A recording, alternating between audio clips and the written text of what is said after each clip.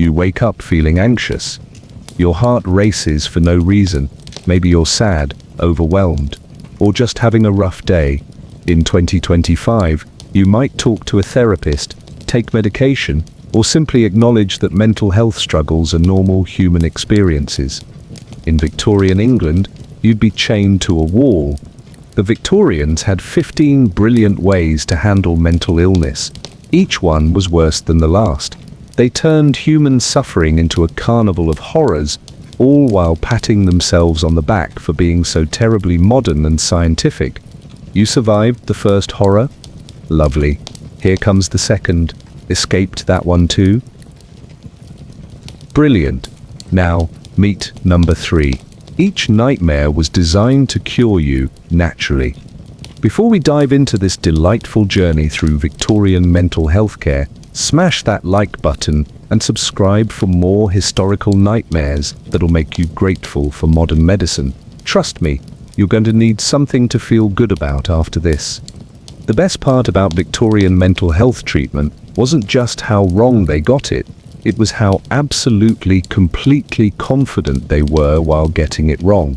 They approached mental illness with the same enthusiasm most people reserve for home renovation projects, lots of hammering, zero planning, and a disturbing amount of faith that everything would somehow work out. From rich ladies getting spa treatments for their delicate nerves to poor souls getting their skulls cracked open for having opinions, the Victorians managed to turn mental health care into a class-based nightmare that would put modern inequality to shame. So settle in for 15 ways the Victorians would have destroyed your mind, body, and soul. Because nothing says medical progress quite like systematic torture with a medical degree. 1. They diagnosed you with anything but mental illness. You're sitting in a Victorian doctor's office. The year is 1875, and you've been feeling desperately sad for months. You can barely get out of bed. Food tastes like ash. The world feels grey and hopeless. You've finally worked up the courage to seek help. The doctor barely glances at you before scribbling on his notepad. Hysteria, he writes. Classic case. You're a man. He crosses it out. Nervous disorder caused by excessive reading or moral weakness. Probably both. Brilliant medical detective work there, doctor. Welcome to Victorian mental health diagnosis, where everything was your fault and the actual problems were irrelevant. Feeling sad must be your liver. Anxious, definitely your spleen. Having what we'd now recognize as a perfectly normal human response to trauma, obviously a wandering womb situation. The Victorians had perfected the art of medical gaslighting. They'd look at clear symptoms of depression and announce you had a digestive disorder. Observe obvious anxiety and declare it a problem with your blood circulation. Witness genuine mental distress and confidently diagnose anything except mental illness. Because mental illness would be awkward, inconvenient, rather unsporting, really. Dr. Henry Maudsley, the era's leading expert on madness, helpfully explained that insanity was a morbid condition of the brain. Revolutionary stuff. Then he promptly ignored the brain entirely and treated your kidneys instead. Logic wasn't exactly his strong suit. The diagnostic process was delightfully simple. Step 1. Notice something's wrong with you. Step 2. Decide it's definitely not mental illness. Step 3. Make up something that sounds medical enough to justify whatever horrors they're planning to inflict. Step 4. Charge your family a hefty fee for the privilege. Female hysteria was their masterpiece, a catch-all diagnosis that could explain any inconvenient female behavior. Crying? Hysteria. Not crying enough? Also hysteria. Having opinions? Advanced hysteria requiring immediate intervention. The symptoms were wonderfully vague.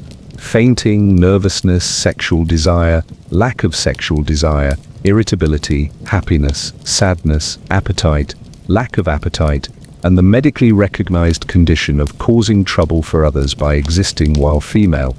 Basically, if you were a woman and possessed human emotions, congratulations, you had hysteria. Men got the slightly more dignified diagnosis of neurasthenia. Same symptoms, fancier name. The theory was that modern life had exhausted their delicate nervous systems like overworked cart horses. Women were naturally hysterical. Men were just tired from being so important and clever. How terribly convenient. Neurasthenia covered what we'd now call depression, anxiety, chronic fatigue, or burnout, but treating it as a mental health condition would be frightfully modern. Instead, they approached it like a mechanical problem. Your nerves were simply running low on energy, like a pocket watch that needed winding. The beauty of this system was its complete avoidance of anything resembling actual psychology. No messy emotions to deal with, no uncomfortable questions about trauma or abuse, just nice, clean physical explanations that could be treated with nice, clean physical interventions. That it rarely worked was neither here nor there. Melancholia was their term for what we'd call severe depression, but they didn't see it as a mental health crisis requiring compassion and understanding. They saw it as a plumbing problem. Too much black bile in your system. The solution was obvious: drain it out. With leeches, obviously, moral insanity was perhaps their most revealing diagnosis, applied to anyone who violated social norms without being obviously mad. Criminal behavior, sexual deviation, political radicalism, or the shocking crime of being poor and visible. The diagnosis allowed them to medicalize social problems rather than address their causes. Revolutionary concept. If society was making people miserable, the problem was clearly with the people, not the society. The diagnostic criteria were wonderfully flexible: poor and troublesome, moral insanity caused by inferior breeding, rich and troublesome, neurasthenia caused by the burdens of superiority. Either way, you were the problem. Children weren't spared this creative labeling. Autism, ADHD, learning disabilities, and trauma responses all got lumped under moral imbecility or arrested development. The idea that children might have complex inner lives that could be damaged by abuse was far too progressive for Victorian tastes. They maintained impressively detailed classification systems for these non-mental mental illnesses, subcategories, severity scales, elaborate theories about causes and treatments. The Royal College of Physicians published thick textbooks full of case studies. The whole thing looked terribly scientific. Shame none of it was designed to actually help anyone. The classifications weren't meant to lead to effective treatment. They were filing systems, ways to categorize and control inconvenient people. The diagnosis wasn't the beginning of your recovery, it was the end of your freedom. Argued with your diagnosis? More evidence of your condition. Resistance to treatment was itself a symptom. The more you insisted you weren't hysterical, the more hysterical you clearly were. Catch-22 would have admired the logic. The system was perfectly designed to be inescapable. Once labeled as mentally unwell, everything you did confirmed your illness. Compliance proved the treatment was working. Resistance proved you needed more treatment. Recovery was suspicious. Failure to recover was expected. They'd created the ultimate medical mousetrap. Diagnose you with anything, treat you with anything, blame you when nothing worked. Medicalize human suffering while avoiding any responsibility for addressing it. The whole approach was rather like trying to fix a broken clock by painting it different colors. Lots of activity, impressive-looking results, completely useless for telling time. But at least they were consistent. Consistently wrong, consistently cruel, consistently convinced they were being helpful. They'd turned the ancient art of healing into a bureaucratic nightmare with delusions of grandeur. The Victorians had managed to look at human psychological suffering and decide the real problem was insufficient moral fiber. Depression was weakness. Anxiety was selfishness. Trauma was attention-seeking. Mental illness was a character flaw that could be cured with enough punishment disguised as medicine. Rather like trying to cure a headache, By hitting someone with a hammer, technically you're addressing the head area. Getting the wrong diagnosis was just the appetizer in this feast of medical incompetence. The real horror show began when they decided what to do about your imaginary liver problems and wandering womb situations. Because if you thought Victorian diagnostic practices were medieval, wait until you see their treatment methods. They'd taken the gentle art of healing and turned it into something that would make professional torturers weep with envy. The next stop on your medical nightmare tour was about to make diagnostic incompetence look like a minor inconvenience. 2. They locked you away for life, for being different. You've just been diagnosed with something impressively medical sounding that has nothing to do with your actual problem. Congratulations. Now comes the fun part. The doctor explains that you need specialized treatment in a facility designed for people with your particular condition. He uses words like therapeutic environment and moral treatment. He mentions fresh air and structured activities. It all sounds rather pleasant. He's describing a prison, but calling it an asylum makes everyone feel better about the whole thing. Victorian asylums weren't treatment centers. They were human warehouses, places to store inconvenient people who made society uncomfortable. The Victorians had perfected the art of disappearing problems by disappearing the people who had them. Your journey to institutional hell could begin in wonderfully creative ways. Feeling sad after your husband died, off you go. Having seizures that scared the neighbors, pack your bags, born with what we'd now recognize as autism. Say goodbye to freedom. Traumatized by years of abuse, clearly you're the problem. The admission process was delightfully simple. A family member or local magistrate could have you committed with minimal paperwork, no legal representation required. No appeal process, no second opinions, just a signature and a carriage ride to your new permanent address. Women had the special privilege of being committed by their husbands for literally any reason. Refusing sex, spending money, having opinions, or simply being inconvenient could all justify institutional confinement. Marriage was apparently a license for medical kidnapping. Children could be committed by their parents for being difficult, backward, or simply unwanted. The workhouse system fed directly into the asylum system. Poor children who couldn't support themselves were classified as mentally deficient and locked away for life. The beauty of the system was its complete lack of diagnostic standards. You didn't need to be dangerous to yourself or others, you just needed to be different enough to bother someone with authority. Bethlem Royal Hospital, London's most famous asylum, had been housing the mentally ill since 1247. By the Victorian era, it had perfected the art of therapeutic imprisonment. Visitors could pay to tour the facility and gawk at the patients like animals in a zoo. The revenue helped fund the institution. How perfectly civilized. The asylum system expanded rapidly during the Victorian period. County Asylums Act of 1845 required every county to build an asylum for pauper lunatics. The Metropolitan Commissioners in unison were appointed to inspect and regulate these facilities. The whole system looked impressively organized and humanitarian. The reality was rather different. Your new home would typically be a massive brick building designed to look imposing from the outside and soul-crushing from the inside. High walls, barred windows, locked doors, and long corridors that echoed with the sounds of human misery. The architecture was specifically designed to be intimidating. Therapeutic environment indeed. The classification system inside asylums was brutally simple. Quiet patients, noisy patients, and violent patients. Treatment was adjusted accordingly. Quiet patients were ignored, noisy patients were sedated, violent patients were restrained. The goal wasn't recovery, it was management. Your daily routine would be structured with military precision.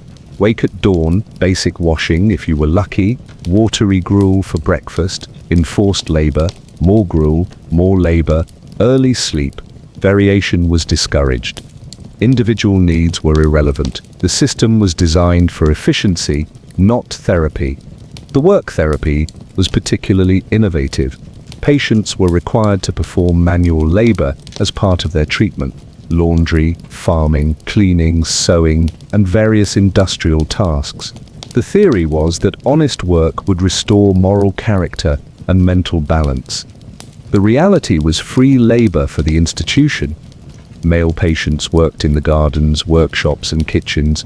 Female patients did laundry, cleaning, and needlework. Children performed whatever tasks they were physically capable of. The asylum system had accidentally discovered that insanity was very profitable when properly managed. Refusal to work was treated as a symptom of your condition requiring additional intervention, typically involving restraints, solitary confinement, or reduced food rations. The therapeutic benefits of forced labor were apparently too important to be optional. The staff-to-patient ratios were magnificently economical.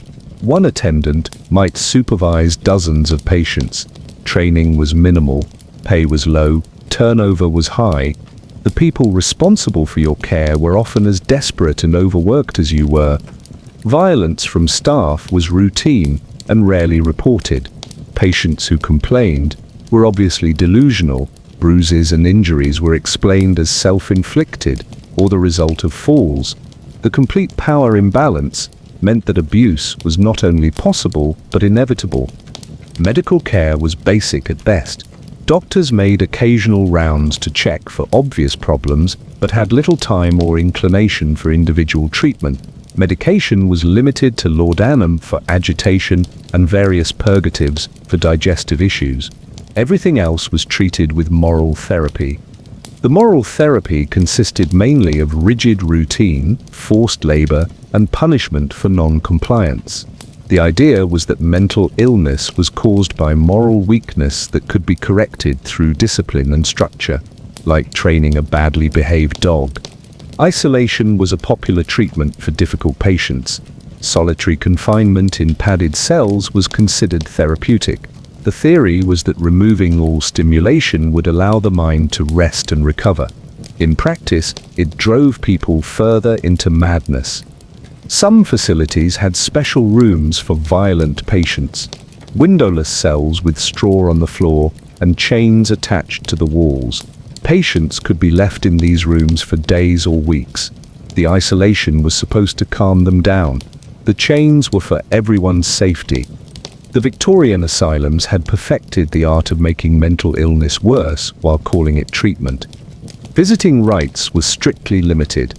Families were discouraged from maintaining contact with patients. The theory was that outside influences might interfere with treatment. In practice, it prevented families from witnessing the conditions inside and demanding improvements. Letters were censored. Incoming mail was read and often destroyed. Outgoing letters were heavily edited or simply never sent. Patients were effectively cut off from the outside world. The isolation was considered part of the therapeutic process. Escape was technically possible, but practically impossible. High walls, locked doors, and isolated locations made physical escape difficult. Even if you managed to get out, you had nowhere to go. Your family had committed you. Society considered you dangerous. The police would return you immediately. Legal escape was even more challenging. Once committed, you had virtually no rights. You couldn't hire a lawyer, couldn't appeal your commitment, couldn't demand a review of your case. The system was designed to be permanent. The discharge process was largely at the discretion of the asylum management. Some patients were released when their families agreed to take them back. Others were transferred to workhouses when they became too old or expensive to maintain. Most simply died in the asylum. Record keeping was minimal. Many patients were buried in unmarked graves in asylum grounds. Their families weren't always notified of their deaths. The asylum system had perfected the art of making people disappear completely. The class system operated even within asylums. Private paying patients received better food, private rooms, and more humane treatment. Pauper patients were crowded into dormitories and treated like livestock. Same mental illness, completely different experience, based on your ability to pay. Some wealthy families built private asylums for their difficult relatives. These were often large country houses converted for the purpose. The conditions were better, but the isolation was just as complete. Rich or poor, the goal was the same: make the problem disappear. The Victorian asylum system was social engineering, disguised as medical treatment. It removed inconvenient people from society while maintaining the fiction that they were being helped. The perfect solution for a society that wanted to appear compassionate while actually being ruthless. The system created its own momentum. Once you were labeled as mentally ill and institutionalized, everything you did was interpreted through that lens. But perhaps you think you could avoid the asylum system by being compliant, quiet, and invisible. Perhaps you imagine that keeping your head down and your mouth shut would keep you safe. That's adorable, because the Victorians had even more creative ways to destroy your mental health while calling it medicine, ways that didn't require the expense and inconvenience of institutional confinement. The next stage of your medical nightmare was about to prove that you didn't need to be locked away to have your life ruined by Victorian healthcare. They could destroy you perfectly well while you remained at home. 3. They thought madness was a moral failure. You've managed to avoid the asylum. Congratulations on your temporary freedom. Now you get to experience the delightful Victorian approach to mental health treatment in the community. The good news is that you're not chained to a wall in Bedlam. The bad news is that society has decided your depression is a character flaw that needs to be beaten out of you through moral improvement. The Victorians had a beautifully simple explanation for mental illness. You were a bad person. Your suffering wasn't a medical condition requiring treatment. It was divine punishment for your moral failures, weakness of character, or insufficient gratitude for your blessed existence. Depression. Clearly you lacked proper Christian fortitude. Anxiety. Obviously you were a coward. Trauma responses. You were wallowing in self-pity instead of pulling yourself together like a decent person. The solution to all mental distress was the same: become a better person through force of will. This moral model of mental illness was terrifically convenient for everyone except the person suffering. It meant that society didn't need to provide actual help or support. It meant that families could blame the victim rather than examining their own behavior. It meant that the church could maintain its monopoly on moral guidance while avoiding any messy medical complications. The medical profession enthusiastically embraced this approach because it freed them from having to actually understand or treat mental illness. Instead of developing psychiatric medicine, they could focus on moral instruction. Instead of studying the human mind, they could lecture people about their character defects. Dr. John Bucknell, one of the founding editors of the Journal of Mental Science, helpfully explained that insanity was often the result of moral perversion. He recommended treating mental illness with moral discipline, religious instruction, and punishment for inappropriate behavior. The mind would heal once the character was properly reformed. Revolutionary thinking there, Doctor. The treatment approach was refreshingly straightforward. Step 1. Identify the moral failing that caused your mental illness. Step 2. Eliminate that failing through systematic correction. Step 3. Enjoy your restored mental health as a reward for becoming a better person. The moral failings that could cause mental illness included practically everything: selfishness, pride, laziness, sexual impropriety, irreligious thoughts, political radicalism, excessive reading, insufficient gratitude, too much ambition, too little ambition, and the always popular weakness of will.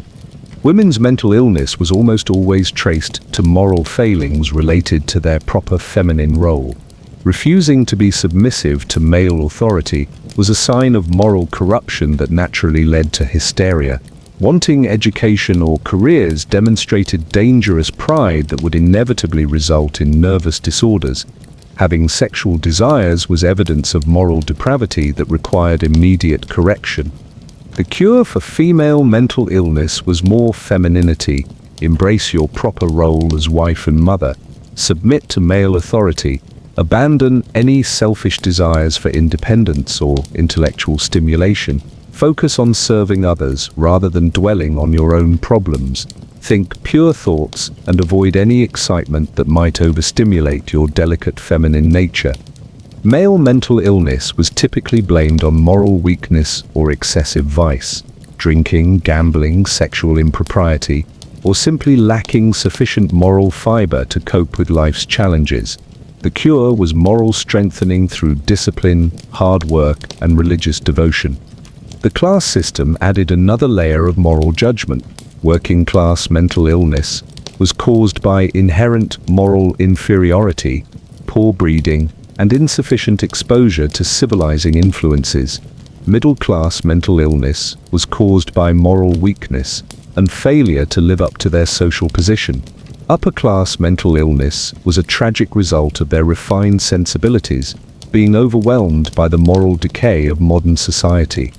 Each class received appropriate moral treatment. Working class patients needed harsh discipline to correct their natural tendencies toward vice and laziness. Middle class patients needed gentle guidance to restore their moral compass. Upper class patients needed protection from the corrupting influences of modern life. The Church played a central role in this moral approach to mental health. Mental illness was often seen as a test of faith or punishment for sin. The cure involved prayer, confession, repentance, and submission to divine will. Pastors and priests were often the first line of treatment for mental distress. Religious instruction was considered essential for mental health recovery. Patients were required to attend church services, participate in prayer groups, and study scripture. Their spiritual advisors monitored their progress and adjusted their moral treatment accordingly.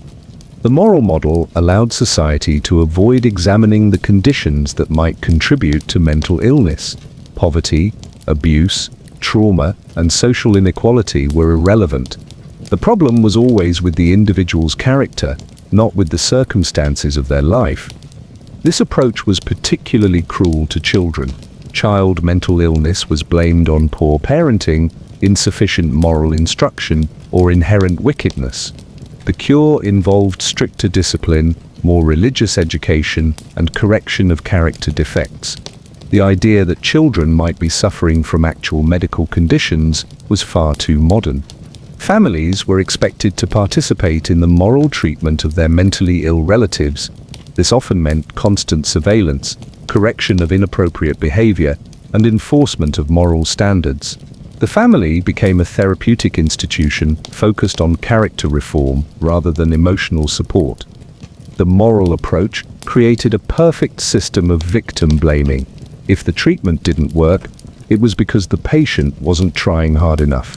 If someone relapsed, it proved they had insufficient moral fiber.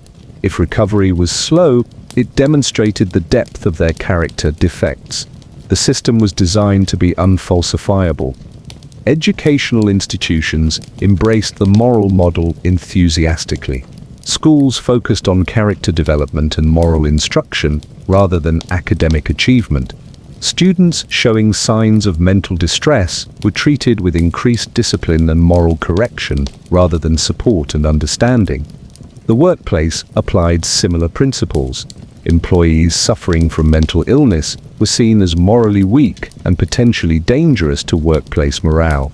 The solution was either dismissal or increased supervision and moral guidance. The idea that work conditions might contribute to mental illness was inconceivable. Medical textbooks of the era were filled with case studies demonstrating the moral causes of mental illness. Patient A developed melancholy after abandoning her religious faith. Patient B became manic after reading inappropriate novels. Patient C suffered nervous exhaustion after pursuing unsuitable romantic attachments. The pattern was always the same. Moral failure led to mental illness. The moral treatment extended to prevention as well. Children were taught to avoid the behaviors and thoughts that could lead to mental illness. Young women were warned against the dangers of education, ambition, and sexual knowledge. Young men were instructed in proper moral conduct, and warned against the vices that could weaken their mental faculties. This preventive approach created a society obsessed with moral purity and terrified of any deviation from established norms.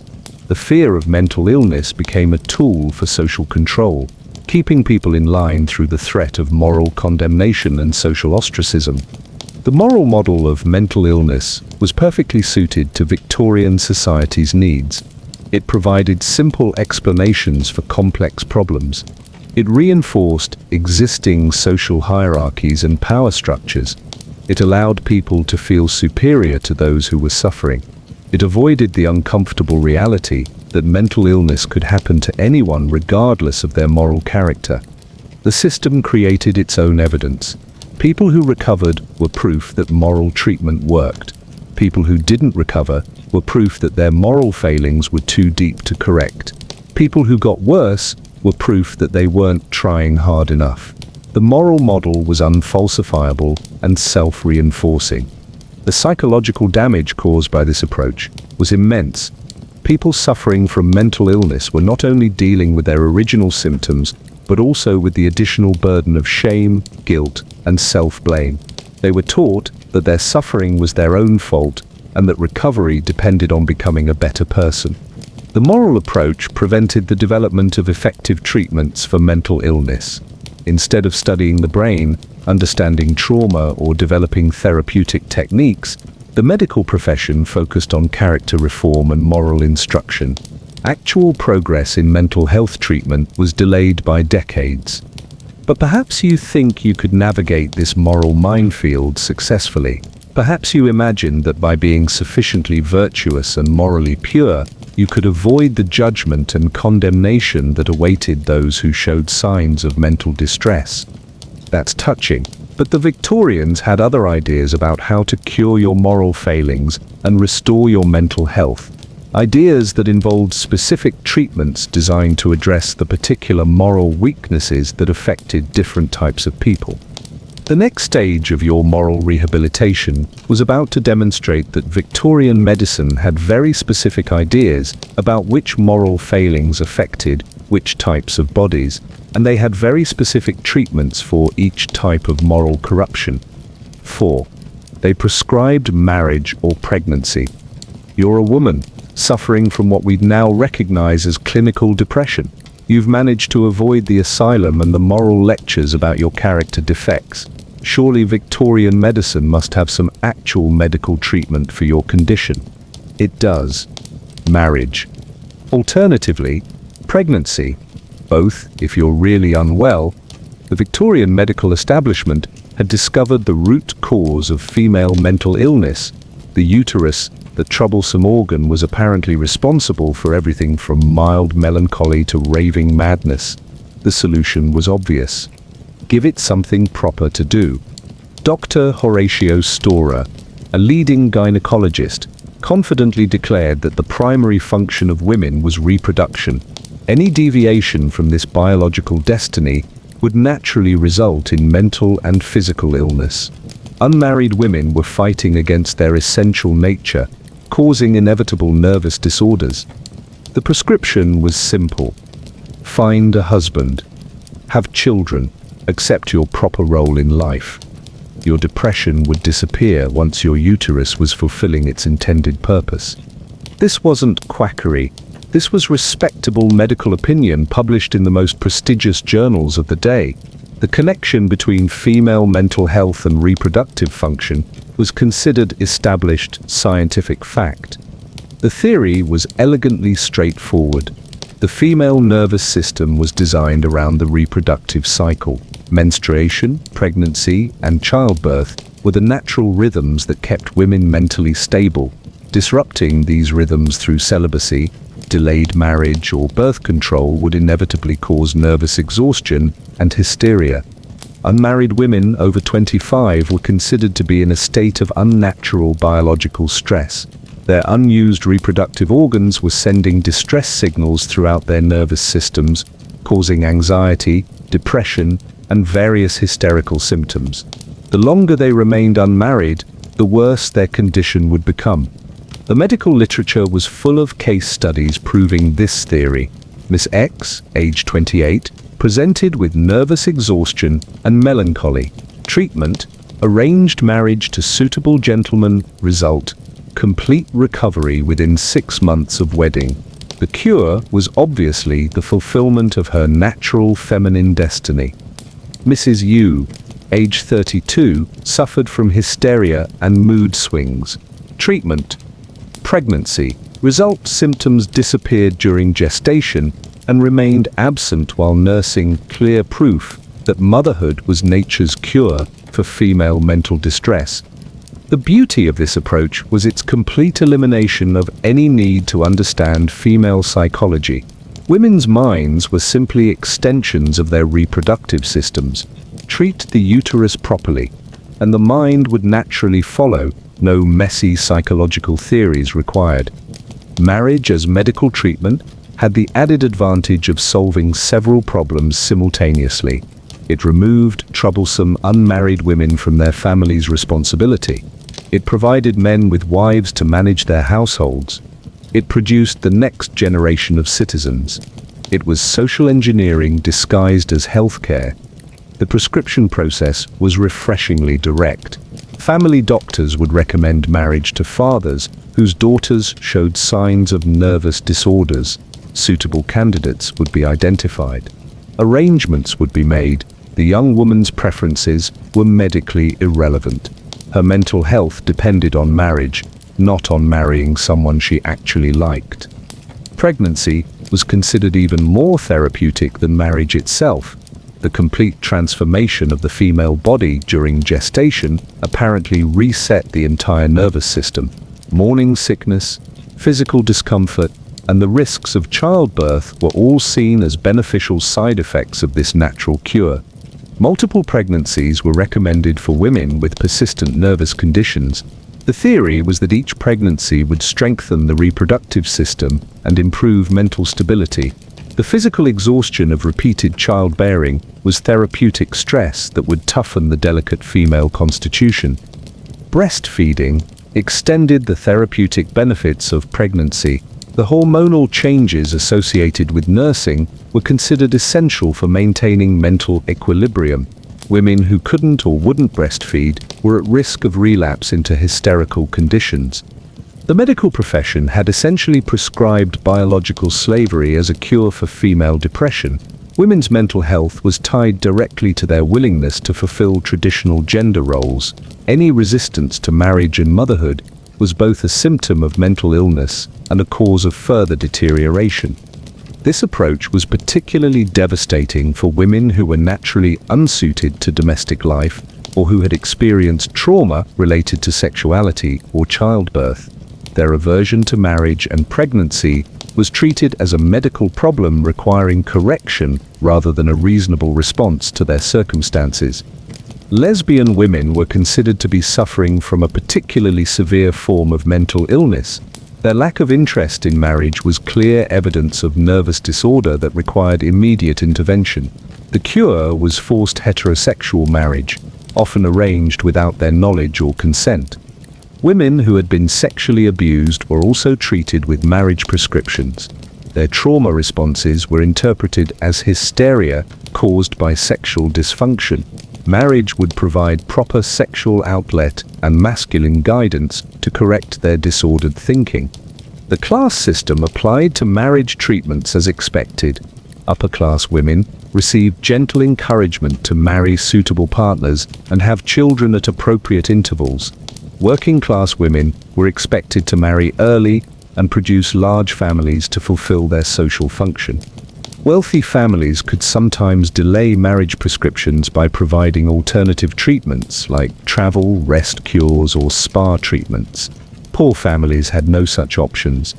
Marriage was the only available cure for female mental illness that didn't require money.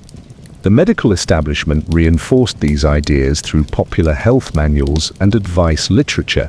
Young women were warned about the dangers of remaining single. Parents were educated about the signs of marriage deficiency in their daughters. Society was enlisted in the campaign to cure female mental illness through reproductive fulfillment.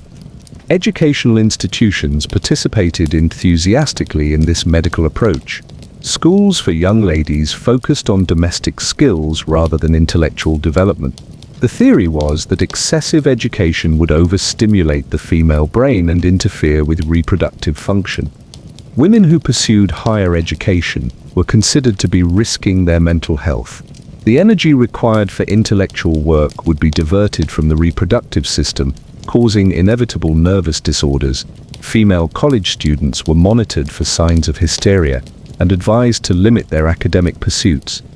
The few women who entered professional careers were subject to constant medical scrutiny. Their unmarried status and intellectual work were seen as risk factors for mental illness. Colleagues and employers were warned to watch for signs of nervous breakdown caused by their unnatural lifestyle.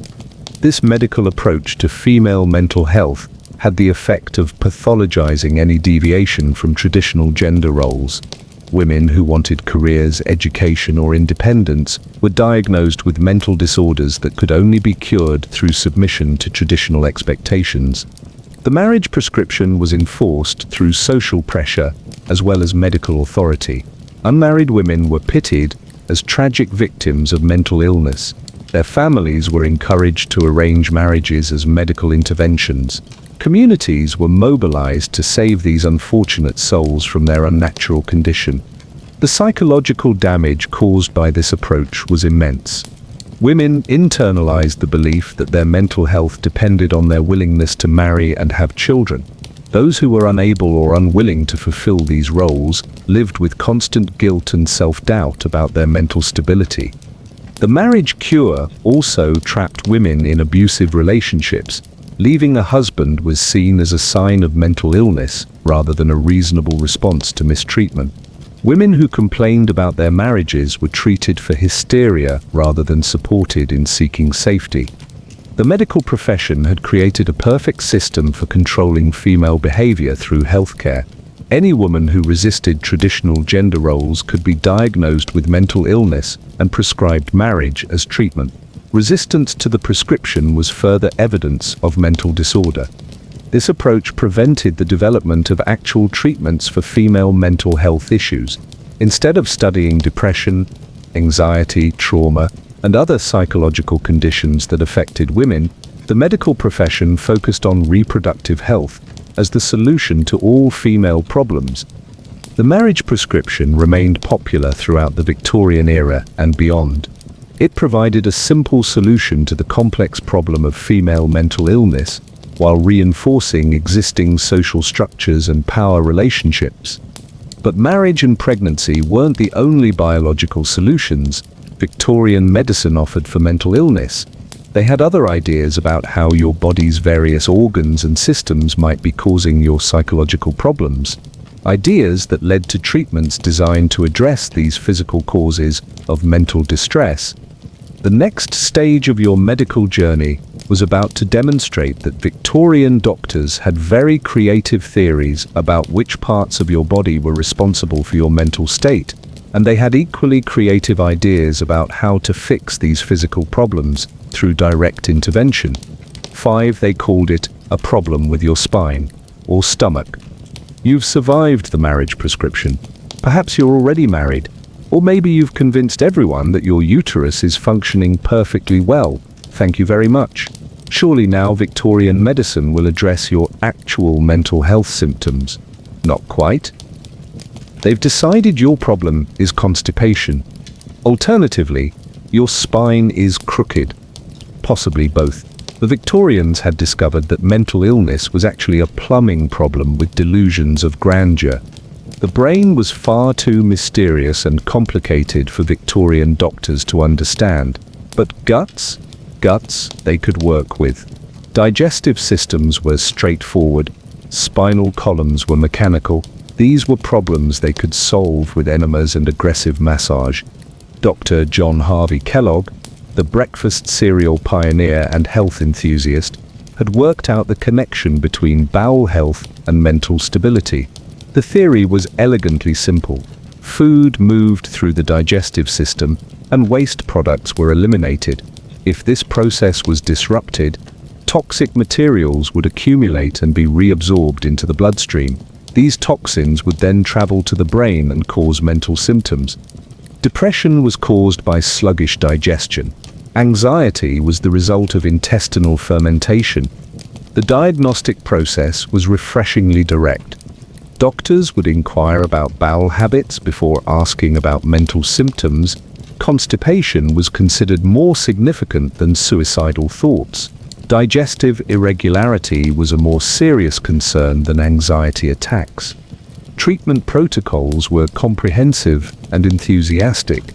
Daily enemas were the foundation of mental health care. Colonic irrigation sessions could last for hours. Dietary restrictions eliminated any foods that might contribute to intestinal toxicity. Laxatives were prescribed with the same confidence modern doctors reserve for antibiotics. The Battle Creek Sanitarium offered a complete range of digestive therapies: high-volume enemas, yogurt enemas, water enemas, and various herbal preparations were administered with mechanical precision. Patients could receive up to a dozen enemas per day during intensive treatment periods. The results were often dramatic. Patients who arrived depressed and anxious would leave the sanitarium with clean colons and improved attitudes. The fact that they'd also received rest, regular meals, and escape from their usual stresses was considered irrelevant. The cure was obviously the intestinal cleansing. The treatment was systematic spinal adjustment. Patients would undergo a series of manipulations designed to restore proper alignment and relieve pressure on nervous system pathways. The crackling sounds of joints being adjusted were considered therapeutic music. Some practitioners combined spinal therapy with mechanical devices. Patients were strapped into contraptions designed to stretch and realign their spines. Weights, pulleys, and leverage systems were used to force vertebrae back into proper position. The electrical properties of the nervous system were incorporated into spinal treatments. Practitioners would apply electrical currents to specific points along the spine to stimulate nerve function and restore proper mental activity. The theory was that mental illness was caused by insufficient electrical activity in the brain. Massage therapy was another approach to spinal mental health treatment. Vigorous rubbing and manipulation of the back and neck was supposed to improve circulation and nerve function. Some practitioners used mechanical massage devices that pounded and vibrated the spine for hours at a time. The stomach was also implicated in mental illness through the theory of gastric irritation. An irritated stomach would send distress signals through the nervous system, causing mental symptoms. The cure involved soothing the stomach through diet, medication, and sometimes surgery. Dr. William Beaumont had famously studied digestion through a patient with a permanent hole in his stomach. His observations led to elaborate theories about how gastric juice composition affected mental state. Too much acid caused anxiety, too little acid caused depression. The balance had to be perfect for mental health. Stomach pumping became a popular treatment for mental illness. The theory was that removing irritating stomach contents would calm the nervous system and improve mental symptoms. Patients would have tubes inserted through their noses or mouths to empty their stomachs completely. Dietary treatments for mental illness were extremely specific. Certain foods were considered mentally stimulating and had to be avoided by patients with anxiety or mania. Other foods were considered mentally depressing and forbidden to melancholy patients. The lists were extensive and contradictory. Meat was considered too stimulating for most mental patients. The theory was that animal proteins would increase aggressive tendencies and worsen violent behavior. Vegetarian diets were prescribed for patients with anger management issues. Spices were banned entirely. Pepper, salt, garlic, and any flavorful seasonings were considered overstimulating to the nervous system. Bland foods were therapeutic foods. The more tasteless your meals, the calmer your mind would become. Alcohol was simultaneously prohibited and prescribed, depending on the specific theory being applied. Some doctors believed alcohol caused mental illness by irritating the stomach, and poisoning the blood. Others prescribed small amounts of wine or spirits to calm nervous conditions. The water cure movement embraced the connection between digestion and mental health. Patients at water cure establishments would drink enormous quantities of water to flush toxins from their systems. Some were required to consume gallons of water daily. Internal baths were administered through various orifices. Water was introduced into the stomach, colon, bladder, and vagina to cleanse internal organs. The theory was that mental illness was caused by internal contamination that could be washed away. Surgical treatments for digestive mental illness became increasingly popular. Doctors would remove sections of intestine that appeared diseased or blocked. Stomach operations were performed to correct structural problems that might be causing mental symptoms. The appendix was considered a particularly troublesome organ that could cause mental disturbance. Appendectomies were performed on mental patients, even when there were no signs of appendicitis. Removing the appendix was supposed to eliminate a source of internal toxicity. Women's reproductive organs were also treated as digestive problems. The theory was that menstrual blood that wasn't properly expelled would putrefy internally and cause mental symptoms. Various procedures were developed to ensure complete menstrual drainage. The stomach-brain connection was supported by careful observation of patient behavior. Doctors noted that mental patients often had digestive complaints. The fact that asylum food was inedible and stress causes digestive problems was irrelevant. The correlation proved causation. Case studies filled medical journals with evidence of digestive cures for mental illness. Patient A received daily enemas for 6 months and showed improvement in depression. Patient B had intestinal surgery and became less agitated. Patient C followed a strict dietary regimen and stopped having hallucinations. The mechanical model of mental illness was perfectly suited to Victorian sensibilities. It provided simple explanations that could be addressed with direct interventions. It avoided the uncomfortable reality that mental illness might be complex, mysterious, or incurable. The treatments were often more harmful than the original conditions. Patients who didn't respond to these treatments were obviously suffering from more severe forms of digestive or spinal dysfunction. The solution was more intensive interventions. Failure to improve was evidence that the treatment wasn't aggressive enough. The digestive and spinal theories of mental illness remained popular throughout the Victorian era. They provided simple explanations for complex problems and justified treatments that looked scientific and systematic. But the Victorians weren't satisfied with just addressing your digestive and spinal health. They had other ideas about how to treat mental illness through direct physical intervention. Ideas that involved water, temperature, and the therapeutic benefits of controlled suffering. The next stage of your treatment was about to demonstrate that Victorian medicine had very specific ideas about how water could cure mental illness. Ideas that transformed bathing from a pleasant activity into a form of medical torture with therapeutic pretensions. 6. They gave you a bath, then forgot you in it. Your digestive system has been thoroughly cleaned, and your spine enthusiastically adjusted. Surely now Victorian medicine will move on to something resembling actual mental health treatment. They have. It's called hydrotherapy.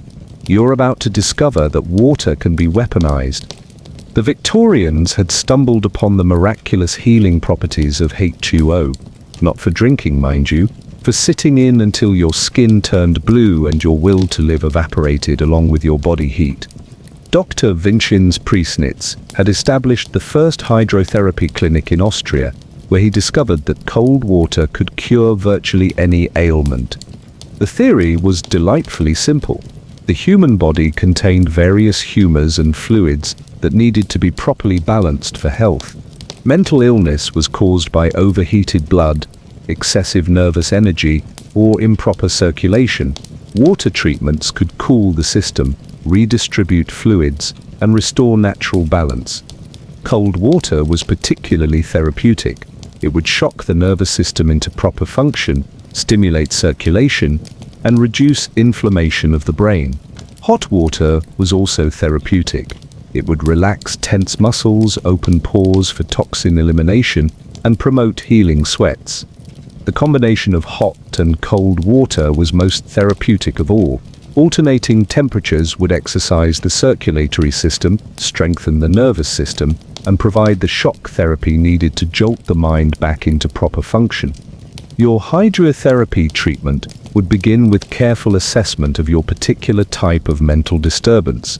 Melancholy patients needed warming treatments to stimulate their sluggish systems. Manic patients needed cooling treatments to calm their overexcited nerves.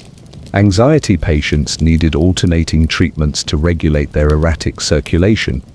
The cold bath treatment was administered with scientific precision. You would be lowered into a tub filled with water, kept at precisely 50 degrees Fahrenheit. The shock to your system was immediate and intense. Your heart rate would spike, your breathing would become rapid and shallow, and your body would begin shivering uncontrollably. This was considered therapeutic. The duration of cold bath treatments varied depending on your condition and constitution.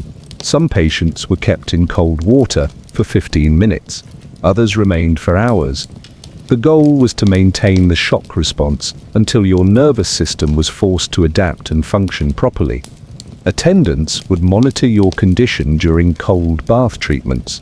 They watched for signs of hypothermia, loss of consciousness, or cardiac distress. These were considered normal therapeutic responses that indicated the treatment was working effectively. Some patients were restrained during cold baths to prevent them from escaping the therapeutic experience. Leather straps and metal devices held them in position while the cold water worked its healing magic. Struggling against the restraints was interpreted as resistance to treatment rather than natural survival instinct. Hot bath treatments were equally systematic. You would be placed in water heated to 110 degrees Fahrenheit or higher. The goal was to raise your body temperature until you began sweating profusely. The sweating was supposed to eliminate toxins that were causing your mental symptoms. Extended hot baths could last for several hours. Attendants would add more hot water as needed to maintain the therapeutic temperature. Patients often became faint or nauseous from the heat, which was considered evidence that the treatment was successfully purging toxic materials from their systems. The sheet pack was a popular variation of hydrotherapy. Patients were wrapped tightly in wet sheets and left to lie motionless for hours. The wet sheets would gradually warm from body heat, creating a sauna effect that was supposed to promote healing sweats and nervous system relaxation. Some sheet packs used ice-cold water. The shock of being wrapped in freezing wet fabric was supposed to stimulate the nervous system and improve circulation. Patients would be left wrapped until their body heat had warmed the sheets, which could take several hours. The douche treatment involved directing streams of water at specific parts of the body. Cold water douches were aimed at the head and spine to shock the nervous system. Hot water douches were directed at the abdomen and limbs to stimulate circulation. The pressure and temperature could be adjusted for different therapeutic effects. Spinal douches were particularly popular for mental illness. Streams of alternating hot and cold water were directed at the spine for extended periods. The theory was that this would stimulate the nervous system pathways and improve brain function. The plunge bath was another favorite hydrotherapy treatment. Patients were suddenly immersed in very cold water, held under the surface briefly, then pulled out and wrapped in blankets. The shock was supposed to reset the nervous system and restore proper mental function. Some plunge baths were administered without warning. Patients would be going about their daily activities when attendants would suddenly grab them and plunge them into cold water. The surprise element was considered therapeutically valuable. The continuous bath was perhaps the most extreme hydrotherapy treatment. Patients were placed in specially designed tubs where they could remain submerged for days or weeks. The water temperature was carefully maintained, and patients were fed and monitored while remaining in the bath. Some continuous baths used flowing water that constantly circulated around the patient. Others used still water that was changed periodically. The goal was to maintain the therapeutic water environment for extended periods until the mental illness was cured. Patients in continuous baths were often restrained to prevent them from leaving the therapeutic environment. Canvas, restraints, and metal devices held them in position while the water worked its healing effects. Some patients spent months in these baths. The wet pack treatment combined hydrotherapy with restraint therapy. Patients were wrapped in wet blankets and strapped to beds or chairs. The wet fabric would gradually dry from body heat, creating a cocoon effect that was supposed to be therapeutically soothing. Wet packs could last for hours or even days. Patients were unable to move or escape while the treatment worked its effects. Attendants would check periodically to ensure the patient was still breathing and conscious. The water torture aspects of hydrotherapy were carefully disguised as medical treatment. The same techniques used to extract confessions from prisoners were applied to mental patients for therapeutic purposes. The only difference was the medical justification. Hydrotherapy facilities were built with impressive infrastructure, elaborate bathhouses with multiple treatment rooms, specialized equipment, and trained attendants. The whole operation looked scientific and professional from the outside. The results of hydrotherapy were carefully documented. Patients who became compliant and stopped complaining were considered cured. Those who continued to resist treatment were classified as having more severe conditions requiring more intensive intervention. The psychological impact of hydrotherapy was devastating. Patients learned that their comfort and basic human needs were secondary to medical treatment. They were taught that suffering was therapeutic and resistance was pathological. The physical effects were often serious. Hypothermia, heat stroke, dehydration, and various infections were common complications. Some patients died from the treatments, but these were considered unfortunate side effects of necessary medical intervention. Hydrotherapy remained popular throughout the Victorian era because it looked scientific and produced dramatic results. Patients emerged from treatments either cured or too traumatized to continue expressing their mental distress. The success rate was impressive when measured by compliance rather than actual recovery. Patients who stopped complaining about their mental symptoms were considered successfully treated, regardless of their actual psychological state. But water treatments were just the beginning of Victorian physical therapies for mental illness. The medical profession had discovered other ways to shock the nervous system into proper function, ways that involved electricity, pain, and the therapeutic benefits of controlled electrocution. The next stage of your treatment was about to demonstrate that Victorian doctors had very creative ideas about how electricity could cure mental illness. Ideas that made hydrotherapy look gentle by comparison. 7. They electrocuted you into submission. You've survived the hydrotherapy. Your skin has returned to its normal color, and you've stopped shivering uncontrollably. Surely Victorian medicine has exhausted its repertoire of water-based torture disguised as treatment. Not quite. They've discovered electricity. This isn't the carefully controlled electroconvulsive therapy that would eventually prove useful for severe depression. This is Victorian electrical experimentation with all the precision of a drunk carpenter and twice the enthusiasm. The discovery of electricity had captured the Victorian imagination like nothing before. If electrical current could power machines and light bulbs, surely it could also power the human brain back to proper function. The logic was flawless. The execution was horrifying. Dr. Giovanni Aldini had demonstrated that electrical current could make dead muscles twitch and corpses move. If electricity could animate the dead, it could certainly cure the mentally ill. His public demonstrations of electrical reanimation drew crowds and inspired a generation of medical practitioners to explore therapeutic electrification. The theory was elegantly simple. The nervous system operated through electrical impulses. Mental illness was caused by insufficient electrical activity in the brain. The cure was obvious: add more electricity until proper function was restored. Early electrical treatments used whatever equipment was available: static electricity machines, Leyden jars, and various experimental devices were pressed into medical service. The goal was to deliver electrical shocks to specific parts of the body to stimulate nervous system function. The galvanic battery was a popular source of therapeutic electricity.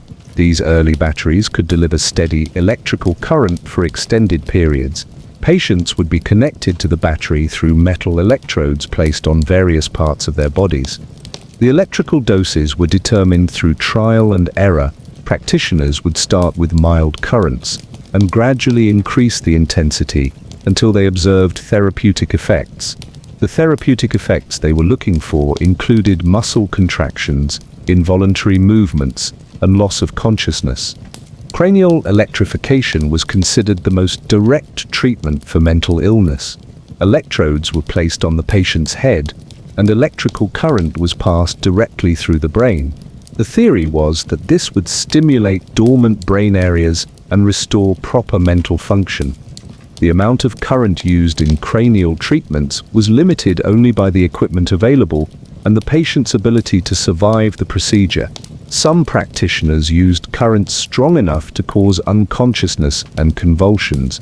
These dramatic responses were considered evidence of successful treatment. Spinal electrification was another popular approach. Electrodes were placed along the spine to stimulate the nervous system pathways. The current would be gradually increased until the patient experienced significant pain and muscle spasms.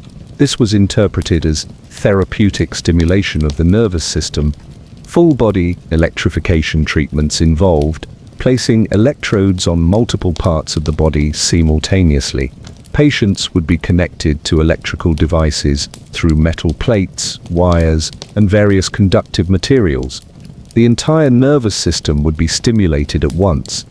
Some treatments used alternating current that would cause rhythmic muscle contractions throughout the body. Patients would convulse helplessly while connected to the electrical devices.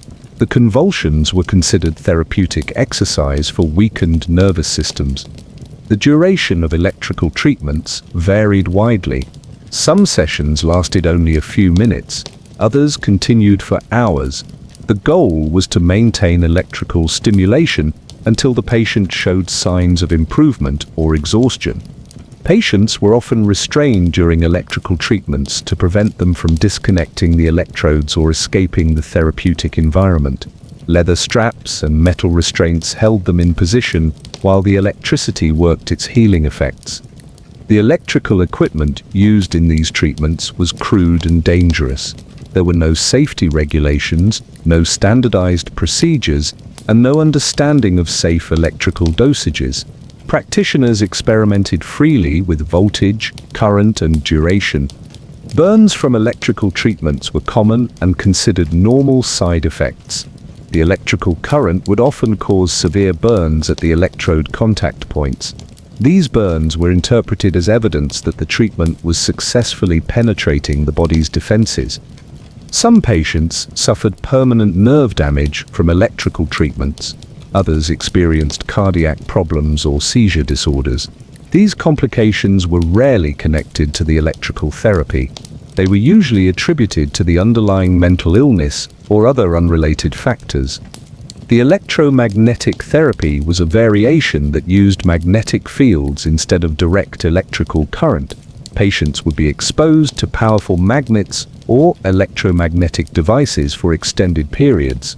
The theory was that magnetic fields could realign the body's natural electrical patterns. Electrified baths combined hydrotherapy with electrical treatment.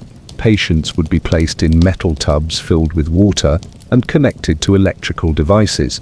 The water would conduct the electricity throughout their bodies while they soaked in the therapeutic environment. These electrical baths were particularly dangerous because water greatly increased the conductivity of electrical current. Patients could receive severe shocks throughout their entire bodies simultaneously. The combination of water and electricity created perfect conditions for accidental electrocution. Some electrical treatments were administered without the patient's knowledge or consent. Electrodes would be hidden in chairs, beds, or other furniture. Patients would receive electrical shocks whenever they came into contact with the electrified surfaces. The surprise element was considered therapeutically valuable. Unexpected electrical shocks would supposedly startle the nervous system back into proper function. The unpredictability would prevent patients from developing resistance to the treatment. Electrical punishment was sometimes disguised as electrical therapy. Patients who misbehaved or resisted other treatments would be subjected to painful electrical shocks as corrective therapy. The pain was justified as necessary stimulation for their disordered nervous systems. The effectiveness of electrical treatments was measured by patient compliance rather than actual recovery. Patients who became docile and stopped complaining were considered successfully treated. Those who continued to express distress were diagnosed with more severe electrical deficiencies requiring more intensive intervention. Medical journals published enthusiastic reports about electrical cures for mental illness. Case studies described dramatic improvements in patients who received electrical therapy. Patient A stopped having hallucinations after cranial electrification. Patient B became less agitated after spinal electrical stimulation. The fact that many patients also stopped talking altogether was considered a positive outcome. Silent patients were easier to manage and showed clear evidence of therapeutic success. The electrical treatments had obviously corrected their excessive verbal symptoms. Electrical treatment facilities were established throughout Europe and America. These specialized clinics offered comprehensive electrical therapy programs for various mental conditions. The equipment became more sophisticated, but not necessarily safer. Some practitioners combined electrical therapy with other treatments. Patients might receive electrical stimulation while undergoing hydrotherapy, dietary therapy, or moral instruction. The combination was supposed to maximize therapeutic effects through multiple simultaneous interventions. The psychological impact of electrical treatments was profound. Patients learned that their bodies were not their own, and that medical authorities could inflict pain at will. The treatments created trauma that often compounded the original mental health problems. The electrical therapy movement continued throughout the Victorian era and beyond. It provided dramatic treatments that looked scientific and produced immediate results. The fact that the results were usually terror and compliance rather than actual healing was irrelevant to its popularity. The success of electrical therapy demonstrated the Victorian medical profession's commitment to physical interventions for mental illness. If the mind was misbehaving, the solution was to shock it into submission through direct electrical stimulation. But electricity wasn't the only way Victorian medicine could shock your system back to health. They had other ideas about how to balance your bodily humors and restore proper mental function. Ideas that involved removing the corrupted fluids that were obviously causing your psychological distress. The next stage of your treatment was about to demonstrate that Victorian doctors had very specific theories about which bodily fluids were responsible for mental illness, and they had very direct methods for removing these problematic substances from your system. 8. They bled you to balance your moods. You've been shocked, soaked, and electrified into therapeutic submission. Surely Victorian medicine has run out of creative ways to torture you in the name of mental health treatment. Think again. They've decided your blood is the problem. Not the quality of your blood, mind you. The quantity. You simply have too much of it, and all that excess blood is rushing to your brain and causing your mental symptoms. The solution is obvious. Drain some out until you feel better. Bloodletting was ancient medicine's greatest hit, and the Victorians weren't about to let a little thing like advancing medical knowledge stop them from bleeding people into compliance. They'd simply updated the technique with modern scientific justifications. Dr. Benjamin Rush, the father of American psychiatry, had worked out the connection between blood volume and mental illness. He observed that manic patients had flushed faces and rapid pulses, obviously indicating excessive blood circulation. The cure was systematic bloodletting until the circulation returned to normal levels. The theory was beautifully straightforward. Mental illness was caused by inflammation of the brain. Brain inflammation was caused by too much blood flow to the head. Reducing blood volume would decrease pressure on the brain and allow normal mental function to resume. Depression was caused by stagnant blood that had lost its vitality through insufficient circulation. Bleeding would remove the old corrupted blood and stimulate the production of fresh, healthy blood with better mental properties. Anxiety was the result of overactive circulation that kept the nervous system in a constant state of agitation. Reducing blood volume would calm the circulation and soothe the overwrought nerves.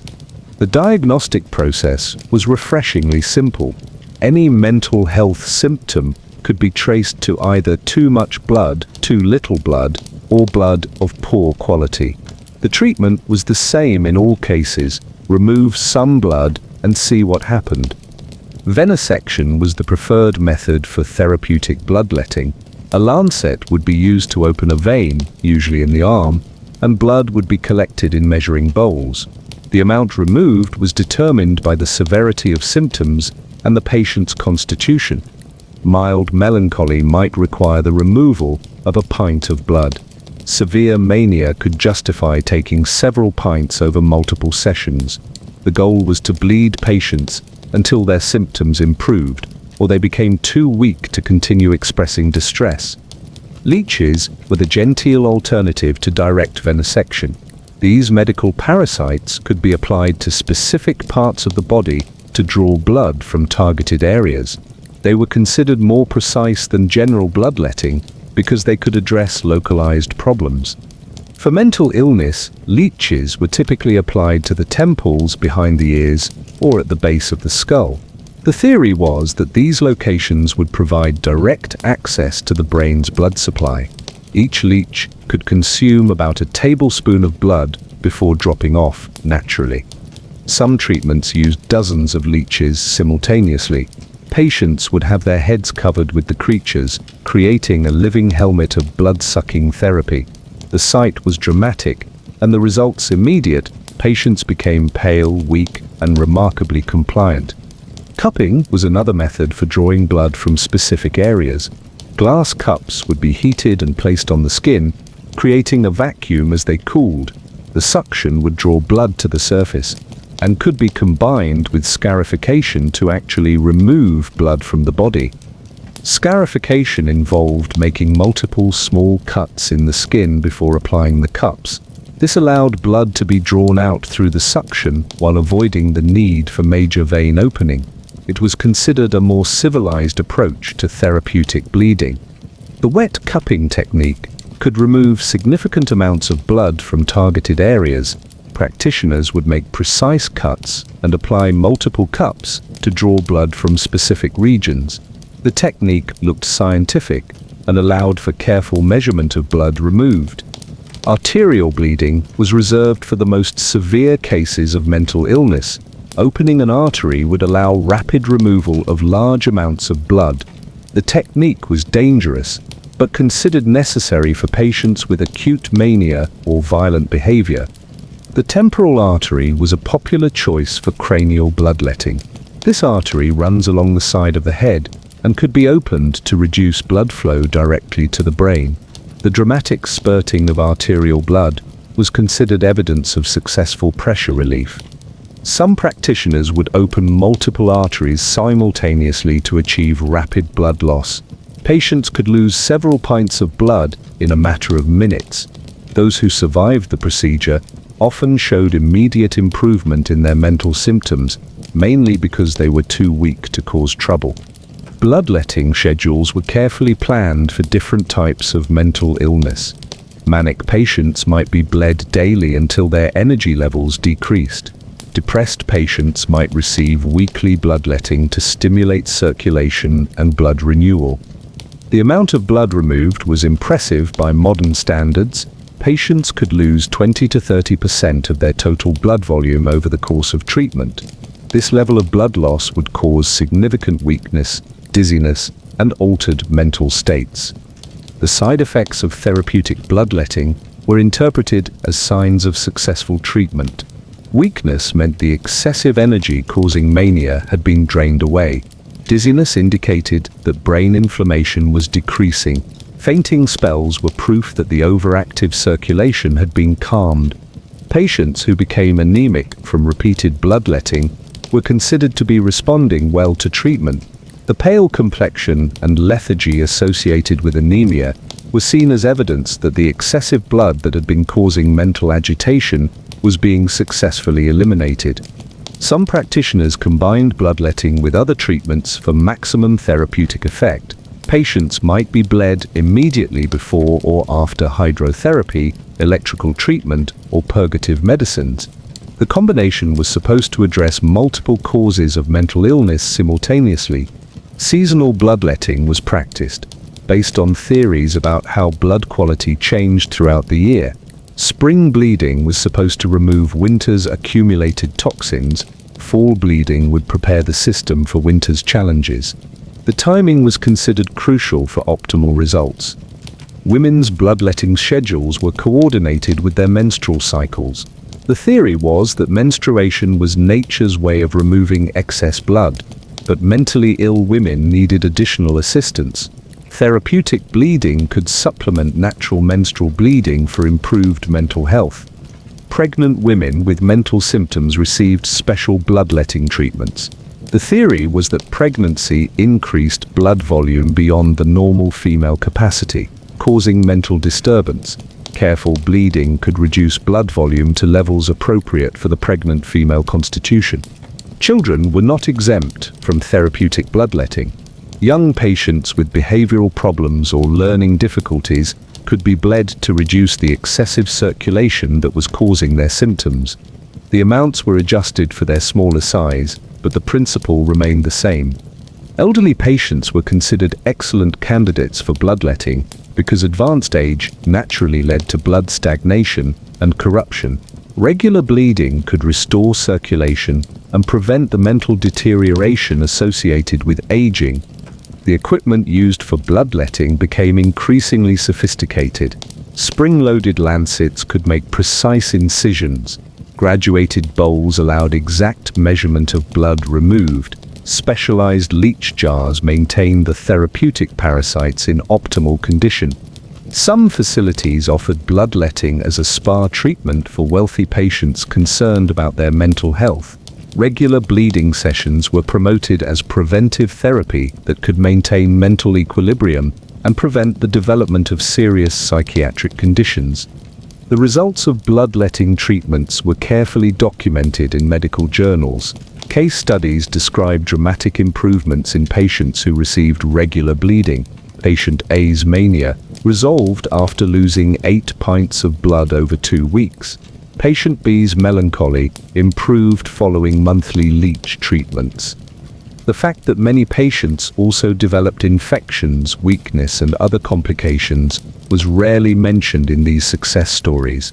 The focus was on the mental health improvements that followed bloodletting, not on the physical deterioration that often accompanied the treatments. Bloodletting remained popular throughout the Victorian era because it produced immediate and obvious results. Patients who had been agitated, talkative, or difficult became quiet, compliant, and manageable after losing significant amounts of blood. The treatment looked medical and scientific. It was based on ancient theories that had been updated with modern anatomical knowledge. It provided a direct physical intervention for mental symptoms that satisfied both practitioners and families seeking active treatment. But bloodletting was just one way to remove problematic substances from your system. Victorian medicine had other ideas about which bodily fluids and substances might be causing your mental illness. Ideas that led to treatments designed to chemically alter your mental state through pharmaceutical intervention. The next stage of your treatment was about to demonstrate that Victorian doctors had discovered a whole pharmacy of substances that could treat mental illness. Substances that were legal, readily available, and absolutely guaranteed to make you stop complaining about your problems. 9. They drugged you into oblivion. You've been bled to the point of anemia and somehow survived the experience. Your blood pressure has plummeted and your energy levels have disappeared entirely. Surely Victorian medicine will now focus on helping you recover your strength and address your actual mental health needs. Not exactly. They've decided to drug you unconscious. The Victorian era was the golden age of recreational pharmaceuticals disguised as medicine. Opium, morphine, laudanum, chloroform, and various other mind-altering substances were not only legal but actively prescribed for everything from headaches to heartbreak. The approach was refreshingly straightforward.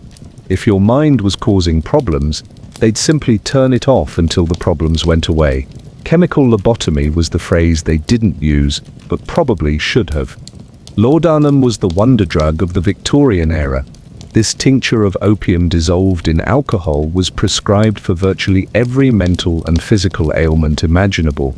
Anxiety, depression, insomnia, hysteria, melancholia, and general female complaints could all be treated with regular doses of liquid addiction. Dr. Thomas Sydenham had praised laudanum as God's own medicine, and Victorian doctors took his endorsement seriously. They prescribed it with the same casual confidence that modern doctors prescribe aspirin. The fact that it was essentially liquid heroin was considered a feature, not a bug. The dosing guidelines were wonderfully vague. Patients were told to take laudanum as needed for their symptoms. Some took a few drops several times a day, others consumed bottles of the stuff. The medical profession saw no particular problem with this flexible approach to dosing. Opium dens were illegal for recreational use, but medical opium was freely available and enthusiastically prescribed. The distinction was purely semantic. Whether you were smoking opium for pleasure or drinking laudanum for medicine, you were getting the same addictive narcotic with the same devastating effects. Women were particularly targeted for laudanum treatment. Female hysteria, nervous disorders, and reproductive complaints were all treated with regular opium dosing. Victorian ladies would sip their medicine throughout the day, becoming increasingly dependent on the drug while their underlying problems went unaddressed. Children were not exempt from opium treatment. Crying babies received laudanum drops to keep them quiet. Restless children were dosed with opium-based medicines to make them more manageable. The long-term effects on developing brains were neither understood nor considered relevant.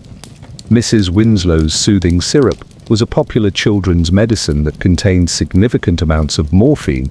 It was marketed to mothers as a safe way to calm fussy babies and help them sleep. The fact that it was essentially drugging infants into unconsciousness was presented as a selling point. Morphine was considered a safer alternative to opium because it could be precisely measured and administered. The invention of the hypodermic syringe allowed doctors to inject morphine directly into patients' bloodstreams for immediate relief of mental symptoms. The morphine injection became a standard treatment for anxiety, depression, and various nervous conditions. Patients could receive multiple injections per day, with dosages limited only by their tolerance and the doctor's assessment of their needs. Some patients became so dependent on morphine injections that they learned to administer the drug themselves. Victorian ladies would carry their own syringes and morphine supplies, self-medicating throughout the day to maintain their chemical equilibrium. The medical profession saw morphine addiction as a separate problem from the original mental illness. Patients who became dependent on the drug were treated with gradually decreasing doses or alternative medications. The idea that the addiction might be worse than the original condition was rarely considered. Chloroform was another popular treatment for mental distress. Originally developed as an anesthetic for surgery, it was quickly adopted for psychiatric use. Patients could be rendered unconscious whenever their mental symptoms became inconvenient. Chloroform inhalation therapy involved having patients breathe the vapor until they lost consciousness. The theory was that the temporary shutdown of brain function would reset the nervous system, and allow normal mental activity to resume upon awakening. Some treatments involved prolonged chloroform unconsciousness. Patients would be kept under for hours or even days while their brains supposedly healed from whatever was causing their mental distress. The risks of prolonged anesthesia were poorly understood and largely ignored. Ether was used similarly to chloroform for inducing therapeutic unconsciousness. The sweet-smelling vapor would render patients insensible, providing immediate relief from mental symptoms and giving their overworked brains a chance to rest and recover. Ether parties had become popular social events where people would inhale the vapor for recreational purposes. The medical profession adapted this social trend into therapeutic ether treatments for mental illness. If recreational ether use made people happy, medical ether use could cure unhappiness. Cocaine was hailed as a miracle cure for depression and nervous exhaustion. Sigmund Freud famously praised cocaine as a treatment for various mental conditions, and Victorian doctors enthusiastically prescribed it for patients suffering from melancholy or lack of energy. Cocaine preparations were available in multiple forms. Powders could be snorted or dissolved in water. Liquid cocaine solutions could be injected or consumed orally. Cocaine-infused wines and tonics were marketed as health beverages for nervous conditions. The Parke-Davis Pharmaceutical Company marketed cocaine as a cure for everything from hay fever to impotence. Their advertising promised that cocaine would make the coward brave, the silent eloquent, and render the sufferer insensitive to pain. The fact that it also rendered users insensitive to reality was not mentioned. Patent medicines containing various narcotic substances flooded the market. Lydia Pinkham's vegetable compound contained significant amounts of alcohol and was marketed specifically for female complaints. Dr. McMahon's elixir of opium promised to cure nervous disorders and restore mental tranquility. These patent medicines were sold without prescription and with minimal regulation. Consumers could purchase bottles of essentially recreational drugs marketed as medical treatments. The ingredients were often not listed on the labels, leaving patients unaware of what they were consuming. Cannabis preparations were prescribed for various mental conditions. Indian hemp, as it was known medically, was used to treat anxiety, depression, and nervous disorders. The drug was available in tincture form and could be prescribed by any physician. Hashish candy was marketed as a treatment for melancholy and nervous exhaustion. Patients could consume these medicated sweets throughout the day to maintain their therapeutic cannabis levels. The psychoactive effects were considered evidence of the medicine's effectiveness. Alcohol was simultaneously prohibited and prescribed depending on the specific medical theory being applied. Some doctors considered alcohol a dangerous drug that caused mental illness. Others prescribed wine, beer, or spirits as medicine for various nervous conditions. Medicinal alcohol was available through prescription, even in areas where recreational drinking was prohibited. Patients could obtain alcohol for therapeutic purposes, while their neighbors were denied access to the same substances for social use. The combination of multiple drugs was common practice. Patients might receive laudanum for anxiety, morphine for pain, chloroform for sleep, and cocaine for energy. The interactions between these substances were neither understood nor considered problematic. Some practitioners developed signature drug cocktails that combined several substances for maximum therapeutic effect. Dr. Brown's mixture might contain opium, alcohol, and cannabis. Dr. Smith's special formula could include morphine, cocaine, and ether. The dosing of these drug combinations was entirely experimental. Practitioners would adjust the mixtures based on patient responses, often increasing dosages until desired effects were achieved. The desired effects usually involved unconsciousness or complete compliance. Withdrawal from these medications was rarely planned or managed. Patients who became dependent on their medicines were expected to simply stop taking them when their conditions improved. The withdrawal symptoms were often worse than the original mental illness. Some patients died from overdoses of their prescribed medications. These deaths were usually attributed to the underlying mental condition rather than the treatment. The idea that the medicine might be more dangerous than the illness was rarely considered. The pharmaceutical industry thrived on this medical drug culture. Companies developed increasingly potent formulations and marketed them aggressively to both doctors and patients. The more addictive the substance, the more loyal the customer base became.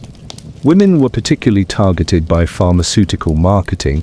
Advertisements promised that their products would restore feminine tranquility, eliminate nervous complaints, and help women fulfill their proper social roles. The subtext was that chemical compliance was preferable to female independence. Children's medications contained the same potent drugs as adult formulations, just in smaller doses. Teething powders contained morphine. Cough syrups included opium. Sleep aids were loaded with chloroform. The developing brains of children were systematically damaged by these therapeutic interventions. The medical journals published enthusiastic reports about drug treatments for mental illness. Case studies described patients who showed remarkable improvement after beginning narcotic therapy. The fact that the improvement consisted mainly of drug-induced stupor was presented as therapeutic success. Educational institutions began incorporating drug treatments into their approaches to difficult students. Boarding schools would medicate troublesome children to make them more manageable. The drugs were presented as medical necessities rather than chemical restraints. Religious institutions also embraced pharmaceutical solutions to spiritual distress. Priests and ministers would recommend specific medications for parishioners suffering from religious anxiety or moral conflicts. Chemical serenity was considered compatible with spiritual growth. The legal system recognized drug addiction as a medical condition rather than a criminal problem. Patients who committed crimes while under the influence of prescribed medications were often excused on medical grounds. The drugs were medicine, not intoxicants. Some practitioners specialized in drug-based treatments for mental illness. These pharmaceutical psychiatrists would prescribe complex regimens of multiple substances, adjusting dosages and combinations based on patient responses. Their practices resembled modern-day drug dealers more than medical professionals. The success of pharmaceutical treatments was measured by patient compliance rather than actual recovery. Patients who stopped complaining about their problems were considered cured, regardless of whether they had simply been drugged into submission. The long-term effects of these treatments were devastating.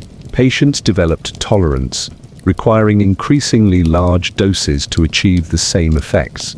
Many became permanently dependent on their medications, trading their original mental health problems for lifelong addiction. The pharmaceutical approach to mental illness remained popular throughout the Victorian era because it provided immediate relief from symptoms while requiring minimal effort from practitioners.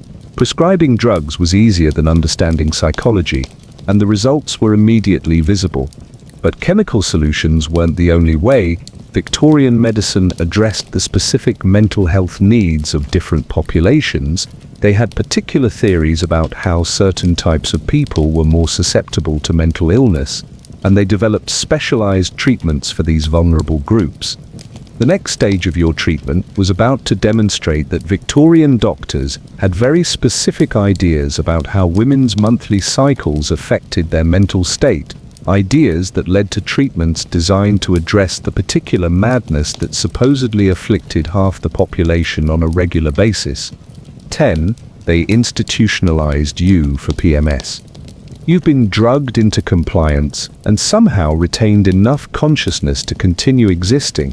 Your brain resembles pharmaceutical soup, and your original personality has been chemically dissolved. Surely Victorian medicine has reached the peak of its creative approaches to mental health treatment. Wrong again, they've discovered that women go completely insane once a month. Menstrual madness was Victorian medicine's explanation for the inconvenient fact that women sometimes had emotions, opinions, or needs that didn't align with male expectations. Rather than considering that women might be responding rationally to their circumstances, doctors decided that menstruation caused temporary insanity. The theory was elegantly simple. The monthly disruption of the female reproductive system created chaos throughout the entire nervous system. During menstruation, women became irrational, violent, and essentially mad. They could not be held responsible for their actions because their wombs had temporarily hijacked their brains. Dr. Henry Maudsley explained that women's mental capacity fluctuated with their reproductive cycles. During menstruation, the brain was deprived of blood that was being diverted to the reproductive organs. This blood shortage caused temporary mental incapacity that rendered women incapable of rational thought or appropriate behavior.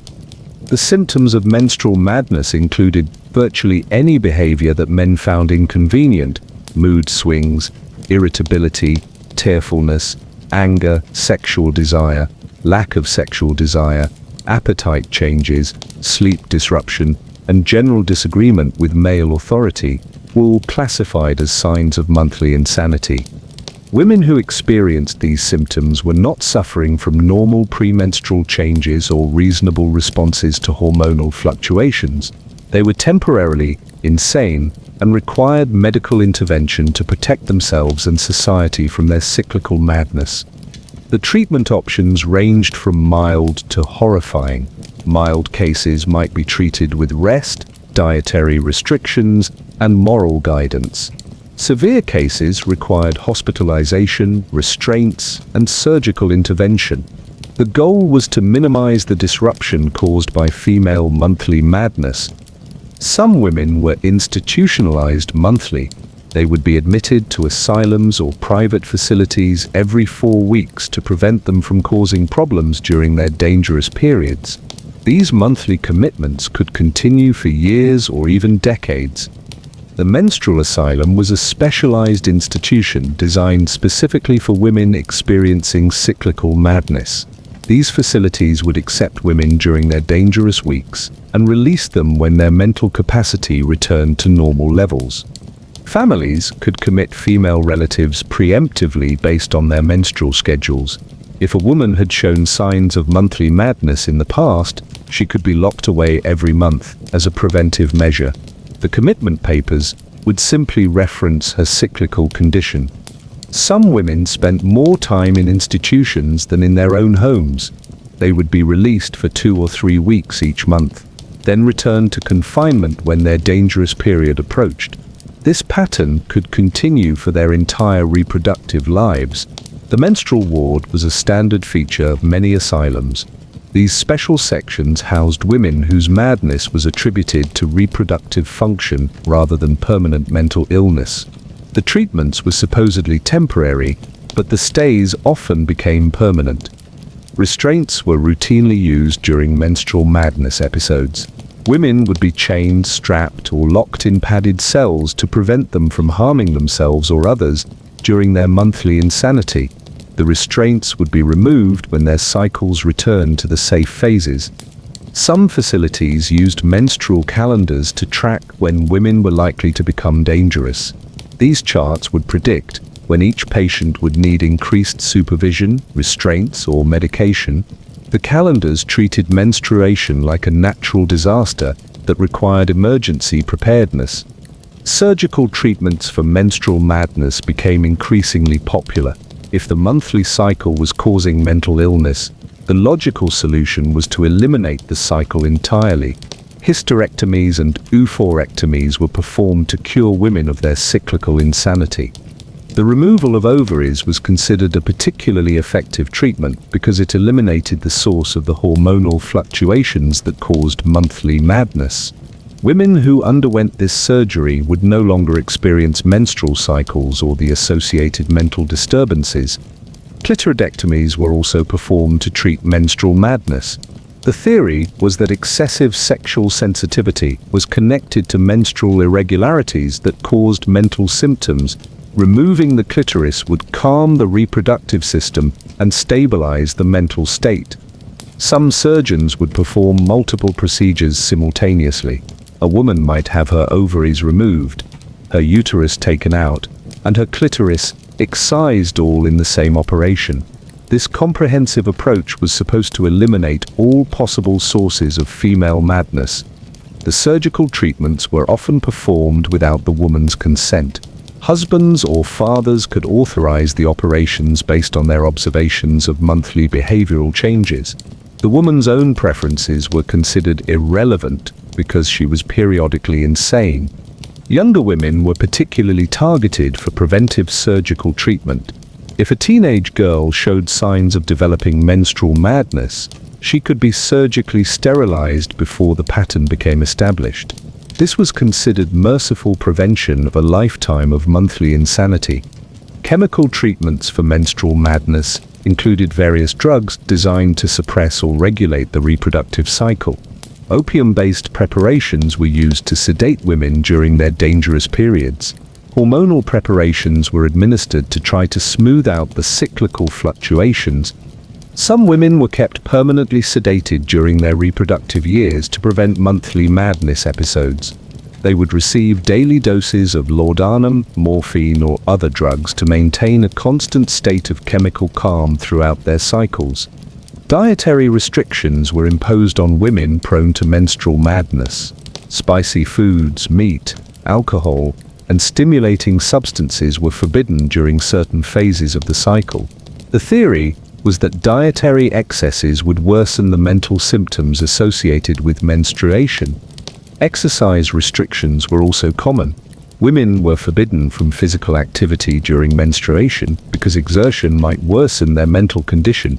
They were expected to remain quiet and sedentary during their dangerous periods to minimize the risk of violent outbursts. Educational restrictions applied to women with histories of menstrual madness. Reading, writing, and intellectual stimulation were considered dangerous during certain phases of the cycle. Women might be forbidden from books, newspapers, or any mentally stimulating activities during their monthly madness periods. Employment restrictions prevented women with menstrual madness from holding responsible positions. Employers were warned about the dangers of hiring women whose monthly cycles could cause unpredictable behavior. Many women lost their jobs due to their supposedly cyclical mental illness. Legal restrictions meant that contracts signed by women during their menstrual periods could be considered invalid. Women's testimony in court was questioned if it was given during their cyclically insane phases. The legal system recognized menstrual madness as temporary mental incapacity. Marriage restrictions applied to women with severe menstrual madness. Men were advised to avoid marrying women whose monthly cycles caused significant mental disturbance. Some marriages were annulled based on claims of undisclosed menstrual insanity. Child custody was affected by diagnoses of menstrual madness. Women could lose custody of their children if their monthly cycles were considered to make them unfit mothers during certain periods. The children might be removed temporarily each month, or permanently if the condition was severe. The social impact of menstrual madness diagnoses was devastating. Women learned to hide any signs of premenstrual changes to avoid being labeled as cyclically insane. The natural variations in mood and energy associated with reproductive cycles became sources of shame and fear. Some women were taught to chart their own cycles and restrict their activities accordingly. They would voluntarily confine themselves during their supposedly dangerous periods to avoid causing problems or being forcibly institutionalized. The medical profession published extensive research on menstrual madness, complete with case studies and statistical analyses. The literature treated this condition as an established medical fact rather than a cultural prejudice disguised as science. The treatment of menstrual madness demonstrated the Victorian medical profession's commitment to pathologizing normal female experiences. Natural biological processes were redefined as mental illness requiring medical intervention and social control. The next stage of your treatment was about to demonstrate that Victorian doctors had discovered they could fix mental problems by physically attacking the brain itself, with hammers, drills, and the cheerful confidence of people who had no idea what they were doing. 11. They performed brain surgery with a hammer. Not even close. They've decided to operate on your brain, with carpenter tools. Victorian psychosurgery was the perfect marriage of medieval torture techniques and modern medical confidence. If your brain was malfunctioning, the obvious solution was to physically attack it until it worked properly. The approach was refreshingly direct and spectacularly horrifying. Dr. Gottlob Burckhardt had performed the first modern psychosurgical procedures in 1888, removing pieces of brain tissue from patients with various mental conditions. His techniques were crude, his instruments were basic, and his understanding of brain function was essentially non-existent, perfect qualifications for Victorian brain surgery. The theory behind psychosurgery was elegantly simple. Mental illness was caused by diseased or overactive areas of the brain. These problematic regions could be identified through careful observation of symptoms and removed through surgical intervention. The diagnostic process for determining which parts of the brain needed removal was wonderfully scientific. Doctors would observe patient behavior and deduce which brain regions were responsible for specific symptoms. Violent patients obviously had diseased areas controlling aggression. Depressed patients had corrupted regions managing mood. The surgical instruments used for Victorian psychosurgery included whatever tools were readily available. Hammers, chisels, drills, saws, and various carpentry implements were pressed into medical service. The goal was to create holes in the skull and remove whatever brain tissue seemed problematic. Trepanation was the foundation of Victorian brain surgery. Holes would be drilled or hammered through the skull to provide access to the brain beneath. The theory was that relieving pressure on the brain would cure mental symptoms. The larger the hole, the more pressure relief achieved. Some practitioners used hand drills designed for woodworking, others preferred hammers and chisels for more direct approaches to skull penetration. The choice of tools was largely a matter of personal preference and availability rather than medical necessity. Anesthesia for brain surgery was optional and often unavailable. Patients might receive laudanum or alcohol to dull the pain, but many procedures were performed on fully conscious individuals. The screaming was considered a normal part of the surgical process. The surgical technique involved creating openings in the skull and poking around inside the brain until something changed. Practitioners would use various instruments to prod, cut, or remove brain tissue while monitoring the patient's responses. Some surgeons would ask conscious patients to speak, move, or perform simple tasks while they manipulated brain tissue. This crude mapping technique allowed them to identify which areas controlled specific functions before destroying them. Brain tissue removal was accomplished through various creative methods. Some practitioners used spoons to scoop out portions of brain. Others employed cutting instruments to slice away problematic areas. The removed tissue was examined for signs of disease or corruption. Cauterization was a popular method for destroying unwanted brain tissue. Hot irons would be applied directly to brain areas suspected of causing mental symptoms. The burning tissue would supposedly eliminate the source of psychological problems. Chemical destruction of brain tissue was achieved by applying various corrosive substances directly to the brain. Acids, alkaline solutions, and other caustic materials would dissolve unwanted brain areas. The chemical burns were considered therapeutic interventions. Electrical destruction involved applying electrical current directly to brain tissue until it was cooked beyond function. The technique combined the Victorian enthusiasm for electrical therapy with their commitment to direct brain intervention. Multiple procedures were often performed on the same patient. If the first brain surgery didn't cure the mental illness, additional operations would be scheduled to address remaining problematic areas. Some patients underwent dozens of brain surgeries over their lifetimes. The success rate of Victorian psychosurgery was measured by patient compliance rather than actual recovery. Patients who became docile and stopped causing problems were considered successfully treated, regardless of their cognitive abilities or quality of life after surgery. Many patients emerged from brain surgery with severe cognitive impairments, personality changes, or physical disabilities. These side effects were considered acceptable trade-offs for the elimination of troublesome mental symptoms. Some patients died during or shortly after brain surgery. These deaths were attributed to the severity of their mental illness rather than the surgical intervention. The operations were considered life-saving attempts that sometimes failed due to the advanced nature of the psychological disease. Infection was a common complication of Victorian brain surgery. The crude surgical techniques and lack of sterile procedures meant that many patients developed serious infections in their brain tissue or surgical wounds. Brain abscesses, meningitis, and various other infections were frequent consequences of psychosurgical procedures. These complications were often more debilitating than the original mental illness, but were considered unfortunate side effects of necessary treatment. The surgical facilities for brain operations were often basic and unsanitary. Kitchen tables, barn lofts, and makeshift operating rooms were common venues for psychosurgery. The lack of proper surgical environments was considered less important than the need for immediate brain intervention. Some practitioners performed brain surgery in patients' homes, using whatever space and tools were available.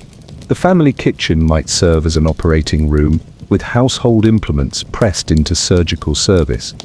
Surgical training for psychosurgery was minimal or non-existent. Practitioners learned through trial and error, often practicing on patients until they developed some competence with brain surgery techniques. The learning curve was steep and the casualty rate high. Medical schools didn't offer courses in psychosurgery, so practitioners were largely self-taught. They might read descriptions of procedures or observe other surgeons, but formal training was not available or considered necessary. The patient selection criteria for brain surgery were wonderfully broad.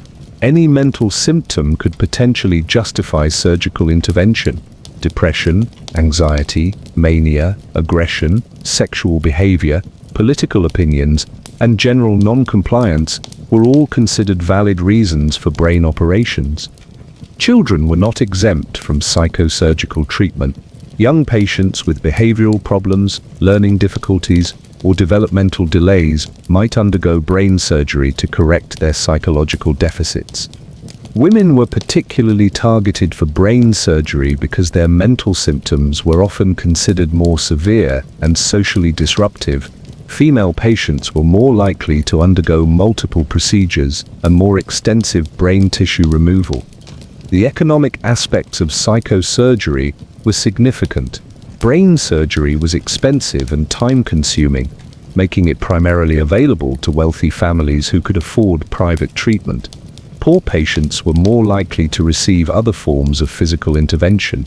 Some practitioners specialized in psychosurgery and developed reputations for their brain surgery skills. These specialists would travel to perform operations and train other doctors in their techniques. The lack of standardization meant that each practitioner developed their own approaches. Medical journals published case studies of psychosurgical procedures, complete with before and after descriptions of patient behavior. The literature presented brain surgery as a promising treatment that was constantly being refined and improved. The long-term outcomes of Victorian psychosurgery were rarely studied or reported. Patients who survived the procedures often disappeared from medical records, making it difficult to assess the actual effectiveness of the treatments. The psychological impact of brain surgery on patients and families was devastating. The knowledge that mental illness could lead to having your skull opened and brain tissue removed created terror that often worsened existing psychological problems. Victorian psychosurgery remained popular because it offered hope for families desperate to help their mentally ill relatives. The promise of a direct cure through surgical intervention was appealing even when the results were disappointing or catastrophic. But even brain surgery wasn't the most extreme form of physical control that Victorian medicine applied to mental patients. They had other ideas about how to manage the behavior of people whose minds weren't functioning according to social expectations. ideas that involved restraints, confinement, and the systematic elimination of any possibility of normal human movement or interaction. The next stage of your treatment was about to demonstrate that Victorian doctors had perfected the art of turning human beings into living furniture through the creative use of restraints and confinement devices. 12. They used straitjackets and chains like furniture. You survived brain surgery, performed with carpenter tools, and somehow retained enough cognitive function to continue existing. Your skull has been ventilated, your brain tissue has been selectively removed, and your capacity for independent thought has been surgically reduced. Surely Victorian medicine will now focus on helping you recover and adapt to your new circumstances. Think again. They've decided you need to be tied up permanently. Victorian restraint technology had reached impressive heights of engineering sophistication. While the rest of the world was building bridges and railways, asylum designers were perfecting ways to render human beings completely immobile for extended periods. It was progress, just not the kind anyone wanted to experience personally. The straitjacket was Victorian restraint technology's greatest achievement. This ingenious garment could transform any human being into a neatly packaged bundle of helpless flesh.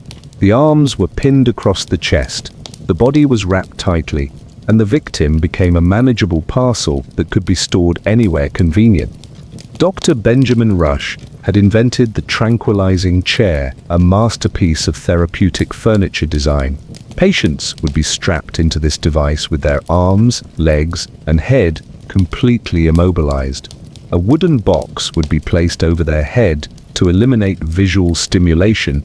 The chair was designed to keep patients motionless for days or weeks at a time. The theory behind extensive restraint use was refreshingly simple. Mental illness was caused by overstimulation of the nervous system. Eliminating all possibility of movement would reduce stimulation and allow the mind to rest and recover. Complete immobilization was considered therapeutic relaxation. Restraints were not emergency measures used temporarily during violent episodes. They were standard furniture in Victorian asylums, applied routinely to manage patient populations. Some patients spent months or years in continuous restraint, never experiencing normal movement or human contact. The classification system for restraint use was impressively comprehensive. Mild restraints included leather straps and canvas wrappings. Moderate restraints involved chains and metal devices. Severe restraints combined multiple systems to achieve complete immobilization of every body part. Canvas restraints were considered the genteel option for upper-class patients. These soft wrappings would encase the patient's body while maintaining the appearance of medical treatment rather than imprisonment. The canvas could be tightened gradually until movement became impossible.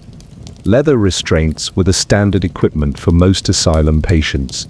Thick leather straps with metal buckles could secure arms, legs, torso, and head to beds, chairs, or walls.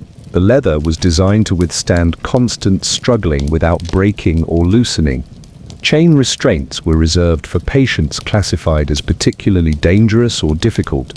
Heavy metal chains would secure patients to walls, floors, or specially designed anchor points. The chains were often short enough to prevent standing or walking, forcing patients to remain in cramped positions. Some restraint systems combined multiple materials for maximum security. A patient might be wrapped in canvas, secured with leather straps, and chained to a wall simultaneously. The layered approach ensured that no movement was possible, regardless of the patient's strength or determination. Bed restraints transformed regular hospital beds into immobilization devices.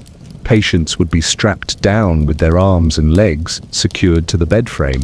Additional straps across the chest, waist, and forehead prevented any upper body movement.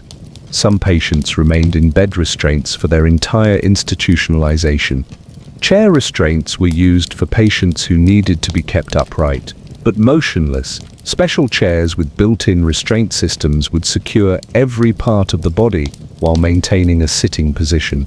Patients could remain in these chairs for days without being released. Standing restraints were designed to keep patients upright and motionless for extended periods. Wall-mounted systems would secure the patient in a standing position with restraints at multiple points along the body. The standing position was considered more therapeutic than lying down. Mobile restraints allowed patients to be moved while remaining completely immobilized. Wheeled platforms with restraint systems could transport patients from location to location without releasing them from their restraints. The mobility was for staff convenience, not patient comfort. Feeding restraints were designed to allow nutrition while maintaining complete immobilization. Special devices would hold the patient's head in position while food was forced into their mouth. The restraints prevented any interference with the feeding process. Bathing restraints enabled patient hygiene while maintaining security. Waterproof restraint systems could be used in bathing areas to clean patients without releasing them from immobilization. The bathing process could be accomplished without any patient cooperation or movement. Toilet restraints addressed basic human needs while preventing any opportunity for escape or resistance. Specially designed restraint systems allowed for waste elimination while keeping patients completely secured. Privacy was not a consideration in these arrangements. Some restraint systems were designed to be adjustable for different body sizes and types of immobilization. Complex mechanical devices with multiple adjustment points could accommodate various patients while maintaining the same level of complete movement restriction. Padded restraints were developed to prevent injuries during prolonged immobilization. The padding was designed to protect the patient's skin from damage rather than provide comfort. Long-term restraint use often caused severe pressure, sores, and circulation problems. Restraint maintenance was a significant operational concern for asylums. The constant strain of struggling patients would wear out restraint systems requiring regular repair and replacement. Maintenance staff specialized in keeping restraint equipment functional and secure. Restraint application was a skilled procedure requiring multiple staff members. Patients would be overwhelmed by several attendants working together to apply restraints quickly and efficiently. Resistance during application was expected and planned for. Some restraint procedures involved sedating patients before application to reduce their ability to resist. Drugs would be administered to make patients compliant during the restraint process. Then additional restraints would be applied once the patient was immobilized. Restraint removal was rare and carefully supervised. Patients might be released from restraints for brief periods for medical examination or cleaning, but they would be immediately restrained again. Freedom of movement was considered too dangerous to allow for extended periods. The duration of restraint use varied widely depending on the institution's policies and the patient's classification. Some patients were restrained for specific incidents and released after hours or days. Others remained in restraints for months or years without interruption. Record keeping for restraint use was minimal in most institutions. The routine nature of restraint application meant that detailed documentation was not considered necessary. Patients could disappear into restraint systems without anyone tracking their condition or duration of immobilization. Medical justification for extensive restraint use was provided through various theories about the therapeutic benefits of immobilization. Complete rest was considered essential for nervous system recovery. Movement was seen as potentially harmful to fragile mental states. The psychological impact of prolonged restraint was devastating. Patients developed learned helplessness, lost muscle tone and coordination, and often became completely dependent on their restraints for basic positioning. The restraints became both prison and support system. Some patients developed Stockholm Syndrome relationships with their restraints, becoming anxious and agitated when temporarily released. The restraints provided security and structure that replaced normal human agency and decision-making. Restraint technology continued to evolve throughout the Victorian era, with new designs and materials being developed to improve efficiency and effectiveness. The goal was always better control, rather than patient comfort or recovery. The economic efficiency of restraint systems made them attractive to asylum administrators. A few staff members could manage large numbers of restrained patients who would otherwise require constant supervision and interaction. But restraints were just one way. Victorian institutions managed their patient populations. They had other ideas about how to occupy the time and energy of people whose minds weren't functioning according to social expectations. Ideas that involved work, labor, and the therapeutic benefits of forced productivity. The next stage of your institutional experience was about to demonstrate that Victorian asylums had discovered the perfect solution to managing large numbers of difficult patients while maintaining profitable operations. The solution involved turning mental health treatment into a factory operation with unpaid workers. 13. They made you work as a form of therapy. Part 13. They made you work as a form of therapy. You've been restrained into immobility and somehow survived the experience. Your muscles have atrophied, your joints have stiffened, and your capacity for independent movement has been systematically eliminated. Surely Victorian medicine will now focus on helping you regain basic human functioning. Not exactly. They've decided you need a job. Several jobs, actually, all unpaid. Victorian moral treatment had discovered the miraculous healing properties of forced labor. If your mind was idle, it would obviously dwell on unhealthy thoughts and worsen your condition. The cure was simple. Keep you so busy with manual labor that you didn't have time to be mentally ill. Dr. William Tuke had established the York Retreat with revolutionary ideas about treating mental illness through productive work. His patients would engage in farming, crafts, and household tasks as part of their therapeutic program. The fact that this free labor also made the asylum profitable was purely coincidental. The theory behind work therapy was elegantly straightforward. Mental illness was caused by moral weakness and lack of purpose. Hard work would build character, provide meaning, and restore the patient's connection to productive society. Idleness was the enemy of mental health. Work assignments were determined by the patient's physical capabilities and the institution's labor needs rather than any therapeutic considerations. Strong young men were assigned to heavy farm work. Women were given laundry and kitchen duties. Skilled patients might work in asylum workshops producing goods for sale. The agricultural program was the foundation of most asylum work therapy. Patients would spend their days planting, tending, and harvesting crops that fed the institution and provided income through sales. The fresh air and physical exercise were considered therapeutically beneficial. Asylum farms were often substantial operations covering hundreds of acres and producing significant amounts of food and cash crops. The patient labor force made these farms highly profitable while keeping operational costs minimal. The therapeutic benefits were secondary to the economic advantages. Male patients might work 12-hour days in the fields during growing season, performing all the manual labor required for large-scale farming. Plowing, planting, weeding, harvesting, and animal care were all handled by the unpaid patient workforce. The workshop program allowed asylums to operate manufacturing businesses using patient labor. Patients would produce furniture, textiles, shoes, and various other goods that could be sold to the general public. The skills learned were considered part of the therapeutic process. Female patients were typically assigned to domestic work that maintained the asylum's operations.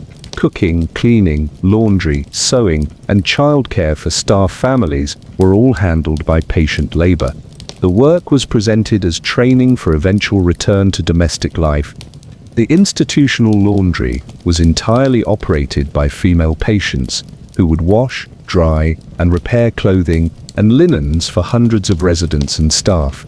The work was physically demanding and involved exposure to harsh chemicals and dangerous machinery. Kitchen work involved preparing thousands of meals daily using basic ingredients and primitive equipment. Patients would work in hot, steamy conditions for long hours while handling sharp knives and scalding liquids. Industrial accidents were common and rarely reported. Some asylums operated patient-staffed businesses that competed directly with private enterprises. Patient-made goods were often higher quality than mass-produced items because the workers had unlimited time and received no wages. The unfair competition was justified as therapeutic treatment. The work schedules for patients were more demanding than those of regular employees. Patients worked longer hours, received no breaks, had no days off, and could not quit or negotiate their working conditions. The endless labor was considered essential for their recovery. Refusal to work was treated as a symptom of mental illness requiring additional intervention. Patients who resisted work assignments might be subjected to restraints, solitary confinement, reduced food rations, or increased medication until they became compliant with the therapeutic labor program. The work therapy was supposedly preparing patients for eventual return to society, but most patients never left the asylum. They became permanent, unpaid workers whose labor subsidized the institution's operations while their original mental health problems went unaddressed.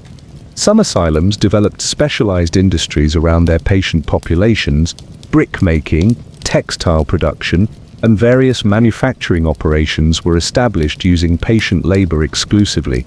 The patients learned industrial skills they would never use outside the institution. The quality control for patient-produced goods was maintained through punishment rather than incentives. Poor workmanship would result in extended work hours, reduced privileges, or physical punishment. The threat of consequences motivated patients to maintain productivity standards. Skilled patients might be assigned to teach other patients various trades and crafts. These patient instructors received no additional compensation, but were expected to maintain production quotas while training new workers. The teaching responsibilities were added to their regular work assignments. Seasonal work assignments meant that patients' duties would change throughout the year based on agricultural and institutional needs. Summer meant intensive farm work. Winter meant indoor manufacturing and maintenance tasks. The variety was presented as therapeutic stimulation. Some patients developed expertise in particular areas and became essential to asylum operations. These skilled workers were never considered for discharge because their labor was too valuable to lose. Their mental health recovery became secondary to their economic productivity.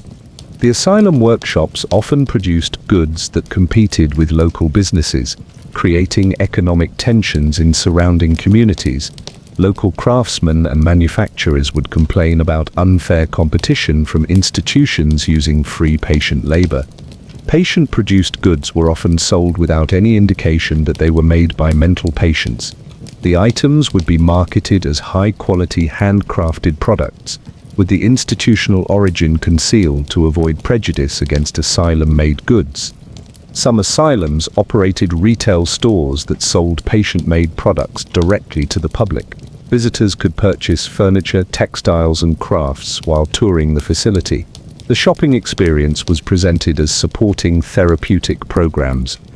The accounting for patient labor was creative and self-serving. Institutions would claim that the cost of patient care exceeded the value of their labor, justifying the unpaid workers' partial compensation for room and board. The mathematics were rarely examined critically. Work assignments were sometimes used as punishment disguised as therapy. Difficult patients might be given the most unpleasant or dangerous jobs as consequences for their behavior. The punitive nature was hidden under therapeutic justifications. Patients who became injured during work assignments received minimal medical care and were expected to return to work as quickly as possible. Lost productivity was considered more important than patient recovery from work-related injuries.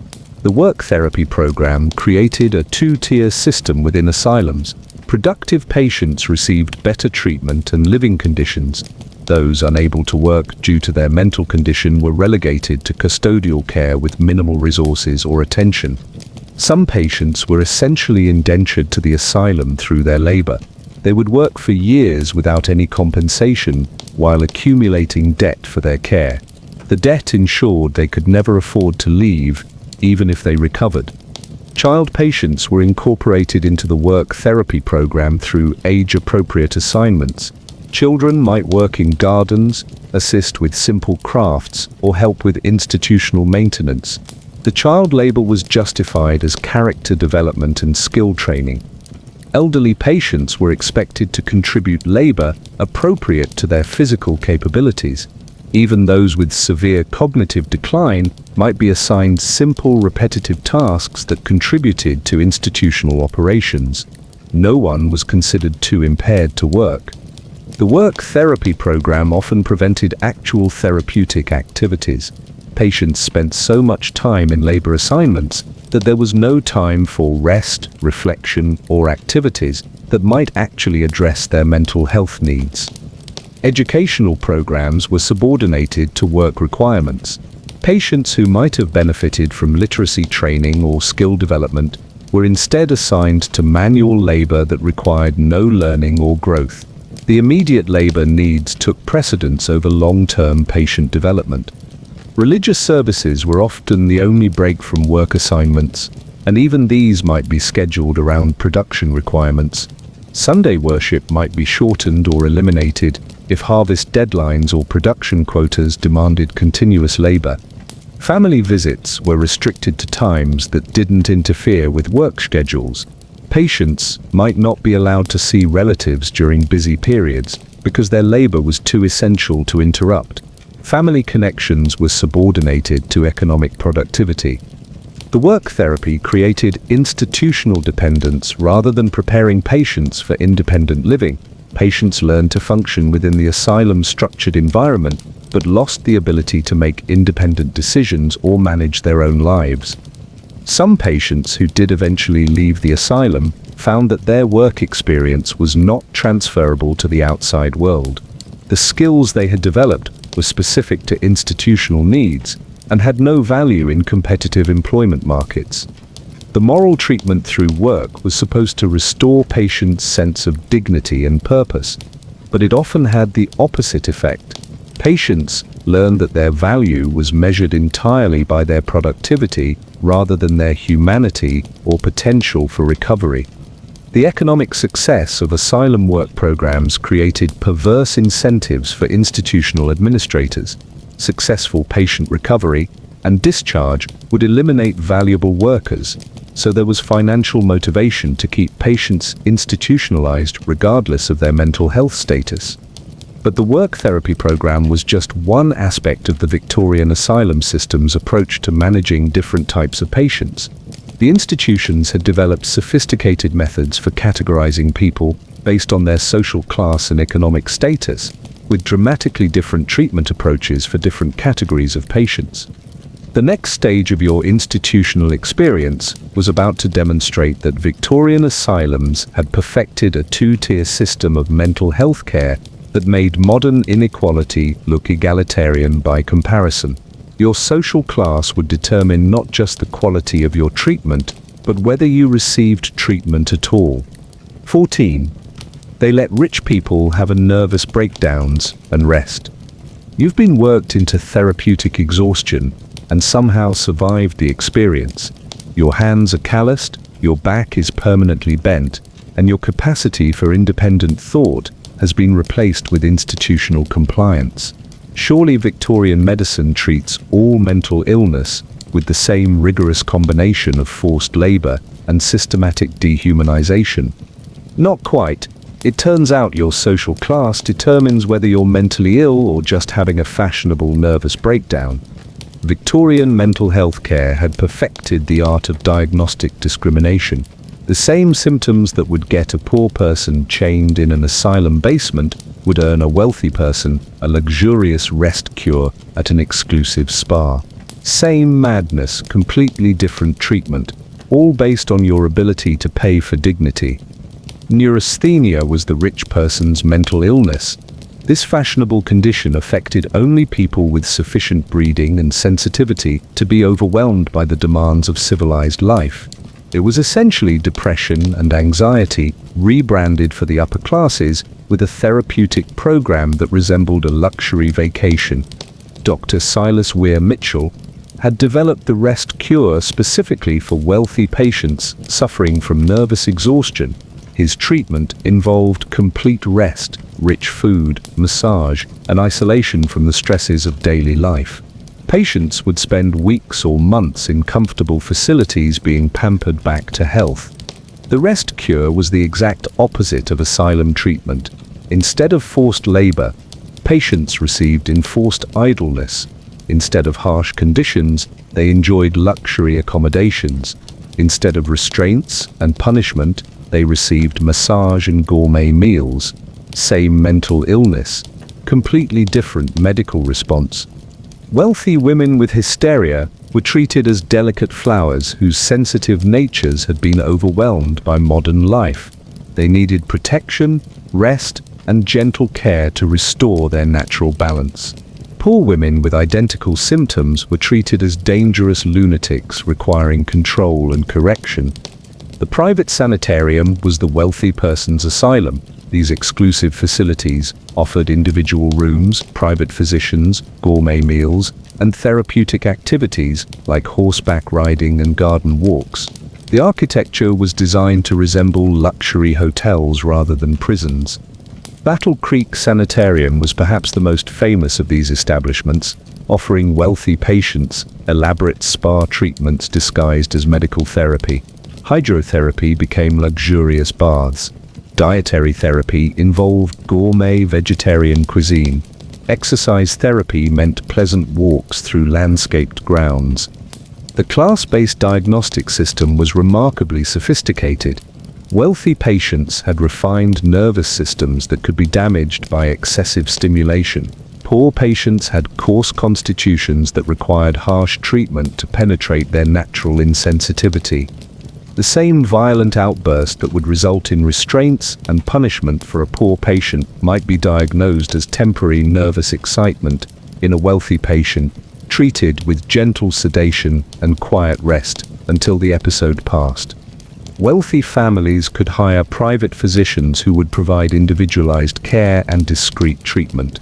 These doctors understood the importance of maintaining family reputation while addressing mental health issues. The treatment would be tailored to social requirements as much as medical needs. The private madhouse was an exclusive institution that catered specifically to wealthy families with mentally ill relatives. These facilities offered luxurious accommodations and personalized care while maintaining complete confidentiality about their clientele. Some wealthy families built private asylums on their own estates to house mentally ill relatives without the stigma of public institutionalization. These family asylums could provide lifetime care while maintaining the fiction that no mental illness existed in respectable families. The treatment approach for wealthy patients emphasized recovery and return to society. The goal was to restore patients to their proper social position with minimal disruption to family status. Poor patients were managed rather than treated, with little expectation of recovery or discharge. Wealthy women with mental illness were often sent on extended travels to recover their health. European trips, spa visits, and changes of climate were prescribed as therapeutic interventions. The travel itself was considered medically beneficial, regardless of its actual effects. The moral treatment for wealthy patients focused on gentle guidance and education rather than punishment and control. Patients would receive instruction in proper behavior and social expectations through conversation and example rather than force and restraint. Private physicians treating wealthy patients would often attribute mental illness to external stresses rather than character defects. Overwork, social pressures, and family responsibilities were blamed for nervous conditions rather than moral weakness or hereditary degeneracy. The medication approach for wealthy patients emphasized gentle remedies and natural treatments. Expensive imported drugs, mineral waters, and exotic preparations were prescribed instead of the harsh chemicals and crude sedatives used for poor patients. Wealthy patients could refuse treatments they found unpleasant or degrading. Their consent was considered important for successful therapy. Poor patients had no choice in their treatment and were expected to submit to whatever interventions were deemed appropriate. The diagnostic terminology used for wealthy patients was more dignified and hopeful. Nervous exhaustion sounded better than insanity. Melancholia was more refined than madness. The language itself reinforced class distinctions in mental health care. Recovery expectations for wealthy patients were optimistic and realistic. Most were expected to return to their previous level of functioning with appropriate treatment and support. Poor patients were often considered incurable and were managed rather than treated. The family involvement in wealthy patients' treatment was extensive and collaborative. Relatives would work with physicians to develop treatment plans and monitor progress. Poor patients' families were often excluded from treatment decisions and given minimal information about their relatives' conditions. Wealthy patients could maintain their social connections and activities during treatment. Visitors were welcomed, correspondence was unrestricted, and patients could participate in social activities appropriate to their condition. Poor patients were isolated from outside contact. The discharge process for wealthy patients was gradual and supportive. Patients would be slowly reintegrated into society with ongoing medical supervision and family support. Poor patients were typically discharged abruptly when they were no longer considered dangerous or when the institution needed their bed space. Some wealthy patients never returned to full health, but were maintained in comfortable circumstances with ongoing care and support. They might live in private facilities or family homes with medical supervision. Poor patients with similar conditions remained in asylums indefinitely. The legal protections for wealthy patients were substantial. Families could initiate legal proceedings to challenge improper commitment or treatment. Private physicians would advocate for their patients' rights and interests. Poor patients had no legal representation or protection.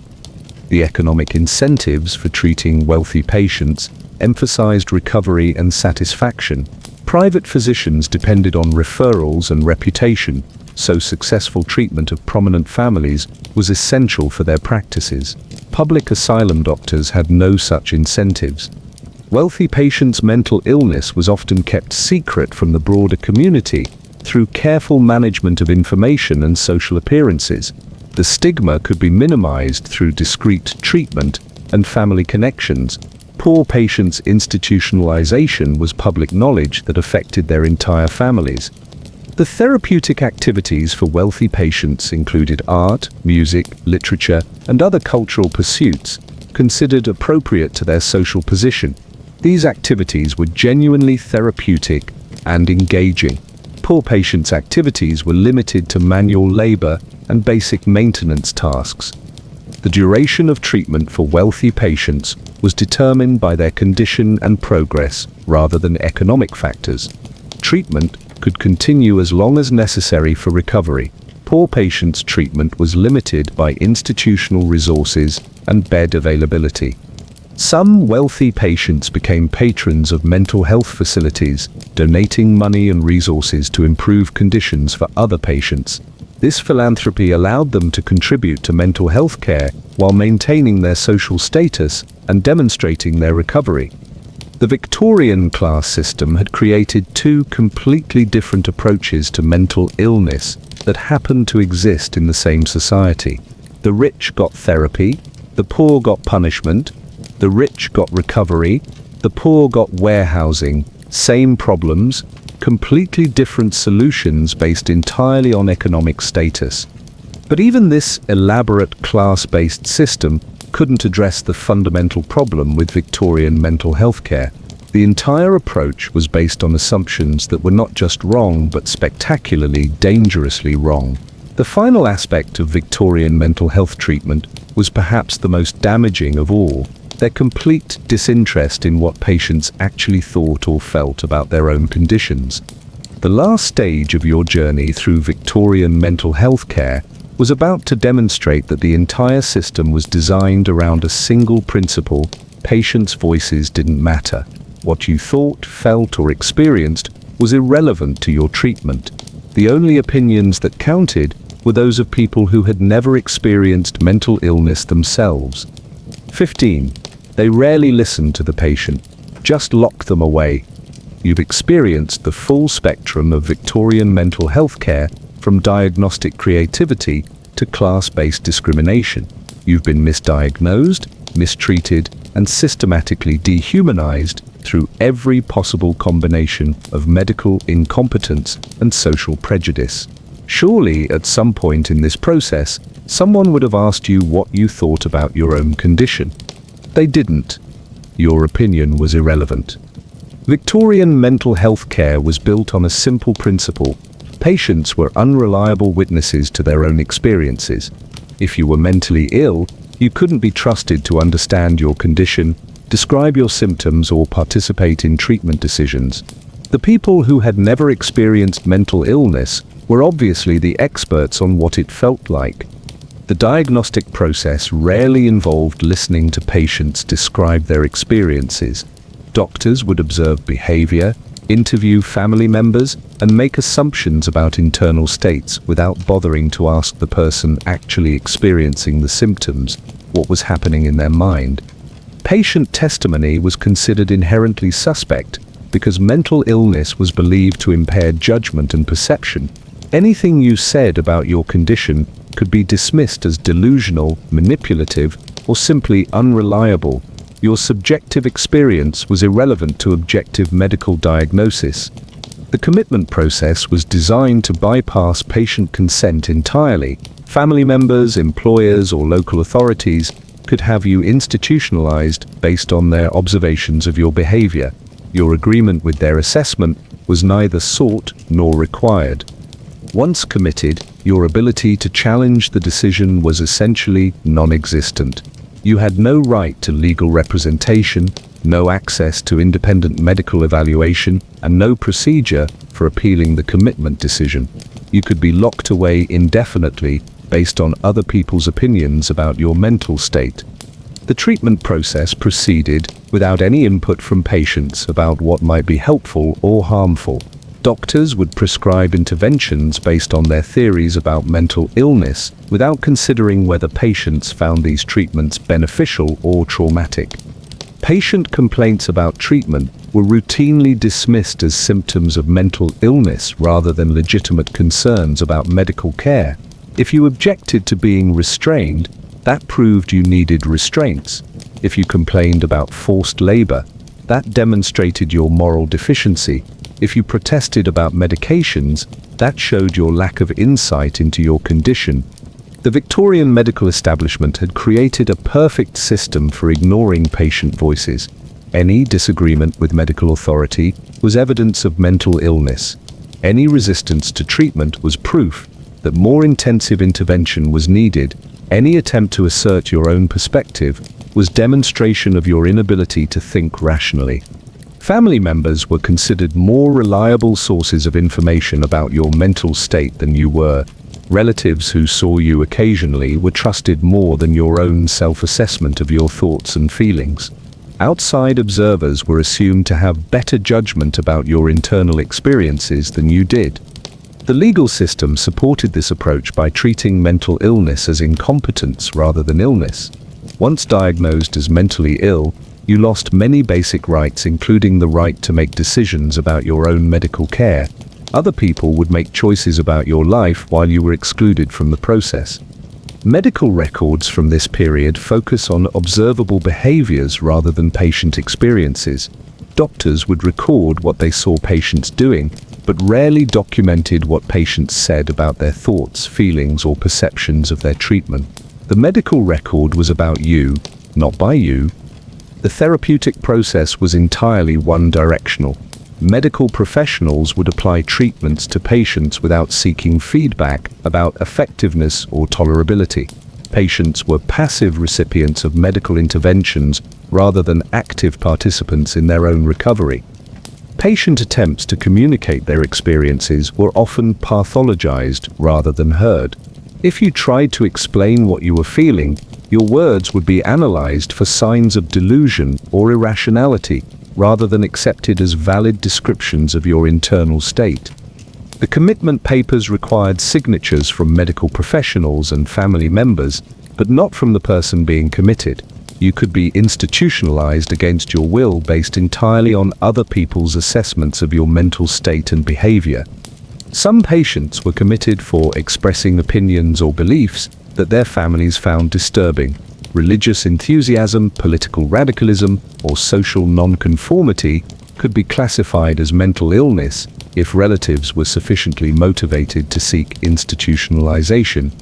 Women were particularly vulnerable to commitment based on other people's judgments about their behavior.